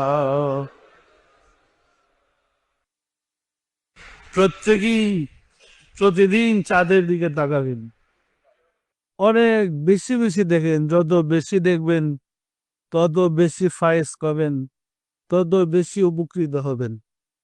চাঁদের দিকে মহব্বতের নজরে তাকাইলে ওই দিয়ে নূর, ওই সুরতের দিকে তাকাইলে আপনার পাপ রাশিগুলা ঝরঝর করে যেটা করি। যে যত পড়েন দেখেন, সবাই দিলে হাত উঠে বলেন আল্লাহ আমিন। আল্লাহ আমিন। ওগো দেল মাওলা দেল খুদার কদম কঙ্গাল ভিক্ষুকেরা জমায়েত হয়েছে তোমার দয়া পাওয়ার জন্যে। মাওলা গো, ও গো দল মাওলা দল খুদা, অনুষ্ঠানে শরীক হয়ে তোমার পেয়ারা হাবিবের সানে দুরূদ সালাম পড়েছে। সবশেষে তওবা করে তোমার শাহী দরবারে জোরহাত করে মাফ চাই। জীবনে যত ভুল বেয়াদবি করেছি,